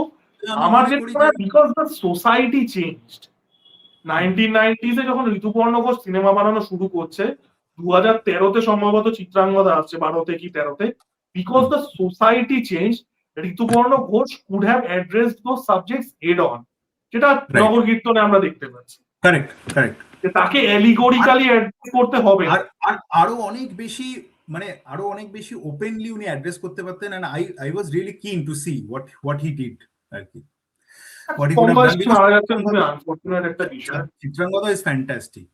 আমার যেটা মনে হয় যে এই যে ধর মানে অ্যাপ্রোপ্রিয়েশন নিয়ে যে কথাটা হচ্ছিল, যে মানে সেক্সুয়াল অ্যাপ্রোপ্রিয়েশন, যেটা আমি এর মধ্যে পেয়েছি, নগর কীর্তনের মধ্যে পেয়েছি, যে ঋদ্ধি সেনকে একটা ট্রান্সজেন্ডারের চরিত্রে কাস্ট করা, which I didn't like at all. হ্যাঁ, যে ঋদ্ধি সেনকে কেন একজন ট্রান্সজেন্ডারকে নাও তুমি এই ট্রান্সজেন্ডার চরিত্রটা করার জন্য, সেইটা ওয়াজ আ বেটার থিং ইন আরেকটি প্রেম গল্প যেখানে ঋতুপর্ণ ঘোষ ওয়াজ অ্যান অ্যাফিমিনেট মানে মোর ক্লোজ, মানে আমি বলছি না ঋতুপর্ণ ঘোষ রূপান্তর কামি ছিলেন কি ছিলেন না সেটা তো আমরা জানি না, কিন্তু ইট was a more close approx মানে মানে মানে রিপ্রেজেন্টেশন। মানে এটা আমি তোর সাথে এগ্রি করি না, মানে like if you are an actor you are playing a character, right? But still মানে আমার সামহাও মনে হয় যে তুমি তাহলে ইটস ইটস সেম লাইক যে একটা পুরুষ হয়ে তুমি মহিলার চরিত্র অভিনয় করছো, তো it's somehow it it works in same level for me. না, আমার নবকীর্তন কিন্তু খুবই ভালো লেগেছে। মানে হ্যাঁ এমনি কিন্তু সিনেমাটা ভালো, সিনেমাটা ভালো, কিন্তু ওই ওই সেক্সুয়াল অ্যাপ্রোপ্রিয়েশনটা, যে অ্যাপ্রোপ্রিয়েশনটা ঋতুপর্ণ ঘোষের ক্ষেত্রে হয়েছে কখন বলতো, যে উনি শহরের বাইরে যখন বেরিয়েছে he never could find the dialect, যেটা মানে ধর বাড়িওয়ালিতে, বাড়িওয়ালি তো একদম প্রপার কলকাতা শহর দেখানো হচ্ছে না, হ্যাঁ একটু আউটস্কার্টস দেখানো শহরতলি, হচ্ছে। হ্যাঁ এখন তো শহরতলি একদম। শহরতলি বলে কিছু এক্সিস্ট করে না। মানে ধর শহরতলি যে কনসেপ্টটা ছিল ইট ওয়াজ দ্যাট, উৎসবও হ্যাঁ তাই। উৎসবও তাই, কিন্তু ওই যে ডায়ালেক্টটা না উনি কখনো ক্যাচ করতে পারছেন না। ডায়ালেক্টটা ইজ অলওয়েজ যে সাউথ কলকাতার ডায়ালেক্ট। হ্যাঁ, এইটা একটা, এইটা একটা ক্রিটিসিজম আমার সবসময় মনে হয় ঋতুপর্ণ ঘোষের ক্ষেত্রে, যে হি অলওয়েজ মানে প্রত্যেকটা চরিত্র সেম ভাবে একই রকম ভাবে কথা বলছে, মানে ইটস নট যে মানে সব ক্লাসের চরিত্র একরকম ভাবে কথা বলছে তা কিন্তু মানে সৃজিত মুখার্জির মতো বলছি না আমি, কিন্তু হ্যাঁ, সুজিত মুখার্জির ক্যারেক্টার তো প্রত্যেকেরই একটা করে ডার্ক হিউমার আছে। হ্যাঁ ওটা ওটা আমি প্রত্যেকেই বাড়িতে ফ্র্যাঙ্কি বয়েলের সিনেমা দেখে। ওইটা বলছি না। প্রত্যেকেই মন্টি পাইথন দেখেছে, প্রত্যেকে সুজিত মুখার্জি প্রত্যেকে হ্যাঁ প্রত্যেকে মন্টি পাইথন দেখেছে। তো ওইটা বলছি না, আমি বলছি যে ঋতুপর্ণ ঘোষের চরিত্রটা মানে সামহাও এই সাউথ কলকাতার মিলিউটার মধ্যে সবাই যেন রয়ে গেছে, সেইটা আমার একটা ক্রিটিসিজম ঋতুপর্ণ ঘোষকে নিয়ে হয়, যেটা একটা প্রবলেম ঋতুপর্ণ ঘোষ কিন্তু খুব একটা বেরোনোরও চেষ্টা করেনি। করেনি, কিন্তু যখন বেরিয়েছে তখন ওই মিলিউটার মধ্যেই রয়ে গেছে চরিত্রগুলো, এটা আমার মনে হ্যাঁ, হচ্ছে। কিছুটা। যেটা একটা প্রবলেম হয়েছে কি বলতে, এই কদিন আগে আমি দাবারু দেখলাম, হ্যাঁ তো দাবারুতে, Dabaru is a good film and it talks about a different milieu all together. এবার কি হয়েছে, ঋতুপর্ণা সেনগুপ্ত ওখানে অভিনয় করছে। এবার আমি ঋতুপর্ণা সেন, আবারও দেখিনি। তো দেখিস তুই দেখলে বুঝতে পারবি ঋতুপর্ণা সেনগুপ্ত খুব বাজে অভিনয় করেছেন ছবিটাতে, ঠিক আছে, এবং সেটা সামহাও আমি অরিত্রদাকেও বলছিলাম যে ইট সামহাও ইট ফেল্ট লাইক যে একটা সার্টেন আরবান টোনের বাইরে না এরা গ্রাস্প করতে পারেনি, ওই একটাই সার্টেন আরবান টোন যেটা ঋতুপর্ণ ঘোষ শিখিয়ে দিয়ে গেছে, তার বাইরে ওরা পুরো স্বপন সাহা মোড়ে চলে যায়। এই যে মিডল অফ এটা দ্য না, রোড পাথ, এটা কেউ ধরতে পারে এটা না, মানে এটা আমি পুরোপুরি দোষও দেব না, কারণ দেখ মানে যে সিনেমাগুলো ঋতুপর্ণ ঘোষ বানাচ্ছে সেই সিনেমাগুলো সব থেকে বড় ইউএসপি হচ্ছে how close you are to real life. Correct সেগুলো তো একটা হিরো ঘুষি মারছে 20 জন উড়ে যাচ্ছে সেরকম সিনেমা নয়। রাইট এবার if you want to make a movie where the biggest USP is how close it is to the actual life, then you need to live that life. Correct, সেটা তো সম্ভব নয় না মানুষের হিসাবে। এবং মানে তুমি যদি সেটাই একটা আমার, আদিবাসীকে নিয়ে সিনেমা বানাতে গিয়ে এরকম হয় 3 বছর তোমাকে গিয়ে সাঁওতাল পরগনায় থাকতে হয়, সেটা তো হয় না। এবার সত্যজিৎ রায় সেটা আগন্তুকে পুল অফ করে দিচ্ছেন অন্য বিষয়, বা সাগিনা মাহাতোতে পুল অফ করে দিচ্ছেন অন্য বিষয়। কিন্তু না আমার বক্তব্য হচ্ছে যে এই যে মানে ঋতুপর্ণ ঘোষের যেহেতু টপিক্যাল ভ্যারিয়েন্স খুব মানে তুই যদি দেখিস যে খুব বেশি যে একটা আলাদা আলাদা টপিক নিয়ে কথা বলে, হ্যাঁ নেই, যেহেতু যেহেতু খুব কম ওই ডিসপারশনটা খুব কম, যেহেতু সেই জন্য মানে যে অভিনেতারা, যে অভিনেতাদের উনি ঋতুপর্ণ ঘোষ নিজের একমাত্র থিমেটিক এই যে হিউম্যান ইমোশন, সেক্সুয়াল আইডেন্টিটি, মেয়েদের অবস্থানের বাইরে গিয়ে এবং বৃহত্তর রকমের সময়, সেটা একমাত্র যে সিনেমাটা বেরিয়েছিলেন সেটা হচ্ছে হিরে রাং। হিরের আংটি, কারেক্ট, তারপরে তিনি কোনোদিন এই জোনের বাইরে বেরো ঢোকেনি। তো ওইটাই ব্যাপার যে ওই প্রবলেমটা হয়েছে কি যে একটা সার্টেন ওই একটা না একটা সার্টেন ফর্মে ট্রেন হয়েছে। ঋতুপর্ণ ঘোষ যেহেতু he was a very good mentor, he was the actors got trained like that, এবং সবাই না ওইখানে ট্র্যাপড হয়ে গেছে somehow, and that is one of the reasons যে বাংলা সিনেমার এই যে মিডিওক্রিটি এবং এই যে ডিক্লাইনের একটা মানে বড় রিজন কিন্তু এটা। হ্যাঁ, মানে if you want to be Rituparno Ghosh তাহলে তো সমস্যা। হ্যাঁ, মানে ওটাই প্রবলেম। ঋতুপর্ণ ঘোষ তিনি এই গল্পগুলো বলতে পারতেন। ইভেন এটা ঋতুপর্ণ ঘোষ, দেখ আমি ঋতুপর্ণ ঘোষের সাথে অঞ্জন দত্তের তুলনা করাটা হাস্যকর, বাট এটা তো সেম তুলনা তো অঞ্জন দত্তের হয়েছিল। অঞ্জন দত্ত যখন বং কানেকশন বানাচ্ছে, which is a very good film by the way, কোনো মানে আমি আমি অঞ্জন দত্তকে নিয়ে প্রচুর খিল্লি করি, বাট বং কানেকশন যদি কেউ খারাপ বলে আমি তাকে একটা ঘুষি মারবো, ঠিক আছে। Bong connection is a really, but ওই যে একটা লেক্সিকন সেট হয়ে যাচ্ছে যে আরবান ফরওয়ার্ড থিঙ্কিং বাঙালি, এই যে চলো এই বক্সটা হয়ে গেছে, এর থেকে বেরোবেই না। দ্যাটস দ্য প্রবলেম, ওটাই প্রবলেম হচ্ছে ওই সময়। But at the same time মানে ভীষণ ভীষণ ভীষণ ভালো একজন পরিচালক, সে বিষয়ে তবে যেটা বলতে গেলাম ভুলে গেলাম, যেহেতু প্রসেনজিৎ চট্টোপাধ্যায়ের সাথে ঋতুপর্ণ ঘোষের ওয়ার্কিং রিলেশনশিপ খুব ভালো ছিল এবং মানে খুব ভালো ভালো পারফরমেন্স দিয়েছে, ধুমবাদা দোসরে হোক, খেলাতে হোক, ইয়েতে হোক, 19 এপ্রিলে ছোট রোল ছিল, মানে ইভেন সব চরিত্র কাল্পনিকেও ধুমবাদার পারফরমেন্স সিনেমাটা আছে, যাই হোক ভালো চরিত্র কাল্পনিকেও খুব ভালো অভিনয় করেছিলেন। হ্যাঁ, তো যদি সত্যান্বের সাথে বুম্বাদাকে নিয়ে বানাতো আরেকটু এজেড ব্যোমকেশ, ওটা না ইন্টারেস্টিং হতে পারে। চোরাবালি কিন্তু এজেড ব্যোমকেশই, চোরাবালি কিন্তু ব্যোমকেশের পরের দিকের। সো ইয়া, এবং এক্সপ্লোর করলেও পারতো, মানে চরিত্র যদি ও এক্সপ্লোর করতে চাইতো করতে। যতদূর আমি জানি ওই সময় আবির দা ব্যোমকেশ বানাচ্ছে, আবির আর রঞ্জন দত্তের একদম সেই প্রথম ব্যোমকেশ শুরু হচ্ছে, তাই জন্য বোধহয় বুম্বাদা ব্যাক আউট করে গেছিল। অদ্ভুত কাস্টিং, সুজয় ঘোষকে ব্যোমকেশ, আমি জাস্ট ইমাজিন করতে পারি সুজয় ঘোষ ব্যোমকেশ। হ্যাঁ, মানে ওটা বলে অদ্ভুত কাস্টিং, মানে মাথা মুন্ডু নেই। এবং সত্যি কথা বলতে সুজয় ঘোষের খুব একটা মানায়নি, এবং সুজয় ঘোষের ভয়েসটা তো ওখানে কেন ভয়েসটা চেঞ্জ করলো না এটা আমি বুঝতে পারলাম না, সুজয় ঘোষের ভয়েসটাই রেখে দিয়েছে। আর সুজয় ঘোষকে দেখে মনে হয় ভাই মুম্বাই থেকে বড় হয়েছে, ওর মধ্যে বাঙালিয়ান ব্যাপারটা খুব কম। মানে সুজয় ঘোষের ওভারঅল ভয়েস টেক্সচারটা খুব আরবান, প্রচন্ড আরবান, মানে ও মনে হচ্ছে যে প্রেসিডেন্সিতে পড়া একদম, মানে ইংলিশ ছোট থেকে ইংলিশ করে পড়া। আমার সুজয় ঘোষের কথা শুনে আমার মনে হয় এই তো ভাই ব্যান্ডরাতে বাড়ি। হ্যাঁ, ব্যান্ডরাতে বাড়ি, ব্যান্ডরায় থাকা বাঙালি, ব্যান্ডরার ব্যোমকেশ এরকম হলে ভালো হতো। তো হ্যাঁ, আমার ওটা সুজয় ঘোষ মানে হরিবলি মিসকাস্ট, বাট বুম্বাদা যদি করতো, যদি বুম্বাদার সাথে ইয়ের যেটা মানে অনেকদিন ধরেই কথা হচ্ছে, ওটা খুব ইন্টারেস্টিং, ওটা হলে ভালো হতো, অ্যাকচুয়ালি ভালো হতো, সত্যি ভালো হতো। হ্যাঁ, মানে সত্যজিৎ রায় উত্তম কুমারকে ইউজ করেছিলেন, ঋতুপর্ণ ঘোষ ব্যোমকেশ হিসেবে। মানে আমি জানি না এটা মানে এটা কতটা মানে সত্যজিৎ রায়কে কিছুটা নকল হয়তো করা বলবো না, বাট যাই হোক ওই আদলে করা। বাট ব্যোমকেশ যদি সবাই করা শুরু করে না, ব্যোমকেশের চরিত্রটা একটা গ্র্যাভিটাস দরকার। এখন দেখে একটা জেএমপি কথা খুব ইউজ করে, সেটা হচ্ছে main character energy. Byomkesh needs that main character energy. সবাই যদি Byomkesh should be played by the biggest star. একদম, তার মানে এই দেবদার ওই ভাটের ব্যোমকেশের কথা আমি বলছি না, আমি জেনারেল তুই তো অলরেডি বলে দিলি বিগেস্ট স্টার, তারপরে আর দেবের কথা আসছে কেন? যারা ইয়েতে আছেন, দেবদার ফ্যান আছেন, বস্টনের টিকিট কেটে ফেলুন। হ্যাঁ, যেটা বলছিলাম, it should be played by the biggest star. সেটা উত্তম কুমার হোক, প্রসেনজিৎ হোক, একদম।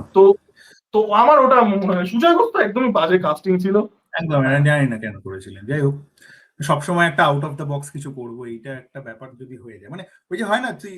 এবং আবার ওইটা যে মানে আমাকে একটা বলিউডের কাউকে কাস্টিং, মানে আমি একটা প্যান ইন্ডিয়া ফ্লেভার নিজের সিনেমার মধ্যে রাখবো। এক্স্যাক্টলি, আর ওটাই ব্যাপার হয়েছিল যে ধর তুই একটা ভিডিওতে অরিত্রের সাথে বলেছিলি যে হিচককের সাথে এই প্রবলেমটা হয়েছিল যে একটা পয়েন্টের পর হিচকক মনে করছিল যে আমাকে হিচকক নামটার প্রতি আমাকে জাস্টিস করতে হবে, সেইটা ঋতুপর্ণ ঘোষেরও প্রবলেম। মানে আমি নিজের সিনেমা বানাবো না, আমি অ্যালফ্রেড হিচকক, আমি হিচককিয়ান সিনেমা বানাবো। এক্স্যাক্টলি, সেটা নিজের গল্প না হলে। এক্স্যাক্টলি, প্রবলেম হয়ে গেছে, ওটাই প্রবলেম হয়ে গেছে। বাট পপ কালচারে তো একটা বিরাট ইনফ্লুয়েন্স লোকটা, এন্ড আমি ওনার মানে ঋতুপর্ণ ঘোষ যেটা করেছিলেন সেটা হচ্ছে হি ফোর্সড এই যে কলতলা ভেত বাঙালি গর্গ চ্যাটার্জি যেটাকে রিপ্রেজেন্ট করে, সেটাকে he confronted with the sexual questions, the identity question. এইটুকু করার জন্যই ভাই বাঙালির মতো জাতিকে তুমি যদি একটু খোঁচা মারতে পারো ভাই, তুমি আমার চোখে হিরো, ঠিক আছে? এক্স্যাক্টলি, একদম।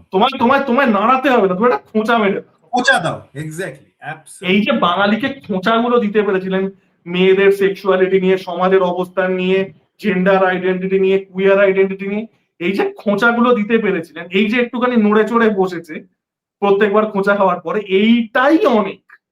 চেঞ্জ একদম তো এটাই। চেঞ্জ কে করতে পারে? চেঞ্জ কেউই কিছু করতে না, পারে। খোঁচাটাই তো, এটাই হচ্ছে অ্যাকচুয়ালি ঋতুপর্ণ ঘোষকে ঋতুপর্ণ ঘোষ বানিয়েছে, এবং he is a fantastic film maker, and ওনার এখন নিয়ে এই কথা বলে খোঁচা দেওয়ার ব্যাপারটাই চলে গেছে, সবকিছু এত স্যানিটাইজ যে এখন কেউ একটু এভরিথিং ইজ প্রভোগ পলিটিক্যালি করবে, correct, everything is everything is so, politically correct. কেউ একটু প্রভোগ করবে, ভাই একটা খোঁচা দাও, আমি খোঁচা খাবো বলে বসে আছি। এক্স্যাক্টলি, দেয়ার ইজ নো প্রভোগ প্রভোকেশন, কোনো পলিটিক্যাল, মানে সবাই politically correct, that is a problem. হ্যাঁ, মানে যাই হোক, তো এটাই হচ্ছে কথা, এই ছিল আমাদের আজকের এপিসোড। এবং Rituparno Ghosh, he was a fantastic film maker, ওনাকে নিয়ে যত কথা বলবো আমরা। Lost too soon, lost too soon. Lost too soon, এবং absolutely. Rituparno Ghosh would have killed it. মানে ঋতুপর্ণ ঘোষ যে সময় সিনেমা বানিয়েছিলেন সেই সময় রেস্ট্রিকশন, সেন্সরশিপ অনেক বেশি ছিল, so he probably could not tell the stories he wanted. এখন যেখানে ওটিটি এরাতে রেস্ট্রিকশনস কম, অনেক অনেক বেশি ফ্রিডম আছে in telling your story, he would have killed it, he lost too soon. Absolutely, মানে ওটিটি যদি আসতো, ইভেন আমি একটা একটা জিনিস, তুই গানের ওপারে দেখেছিস কিনা জানি না, গানের ওপারে নিয়ে আমাদের গানের কথা উপরে বলা। আমি কিছু কিছু এপিসোড দেখেছি, হ্যাঁ আমি জানি ওটাতে ঋতুপর্ণ ঘোষ ক্রিয়েটিভলি অ্যাসোসিয়েটেড ছিল, এবং আর ইট ঘুমপালা ওয়াজ, প্রডিউসার ছিল। it was for me, it was a fantastic exploration of Rabindranath, and ওই যে রবীন্দ্রনাথের নিয়ে ওই যে বাঙালিকে ওখানেও খোঁচা, এই রবীন্দ্রনাথকে নিয়ে যে বাঙালির যে একটা একটা ওইখানে একটা বসিয়ে রাখতে হবে রবীন্দ্রনাথকে, তার নিচে নামানো যাবে না। হ্যাঁ, তো ওইটা নিয়ে একটা খোঁচা উনি সুন্দর মেরেছিলেন ওখানে, এবং it was a very important series as well, আমি মনে করি। যাই হোক, তো এটাই ছিল আমাদের আজকের এপিসোড, এবং এই এপিসোডটা যদি আপনাদের ভালো লেগে থাকে তাহলে অবশ্যই এই চেনা জানা মানুষদের ছড়িয়ে দেবেন, এবং দেবজ্যোতি চ্যানেলটাকেও, যদি আমার কোনো অডিয়েন্স থাকে যারা দেবজ্যোতি চ্যানেল দেখেন না, তাহলে অবশ্যই দেবজ্যোতি চ্যানেলকে সাবস্ক্রাইব করে দেবেন, এবং আমার পাশে থাকবেন।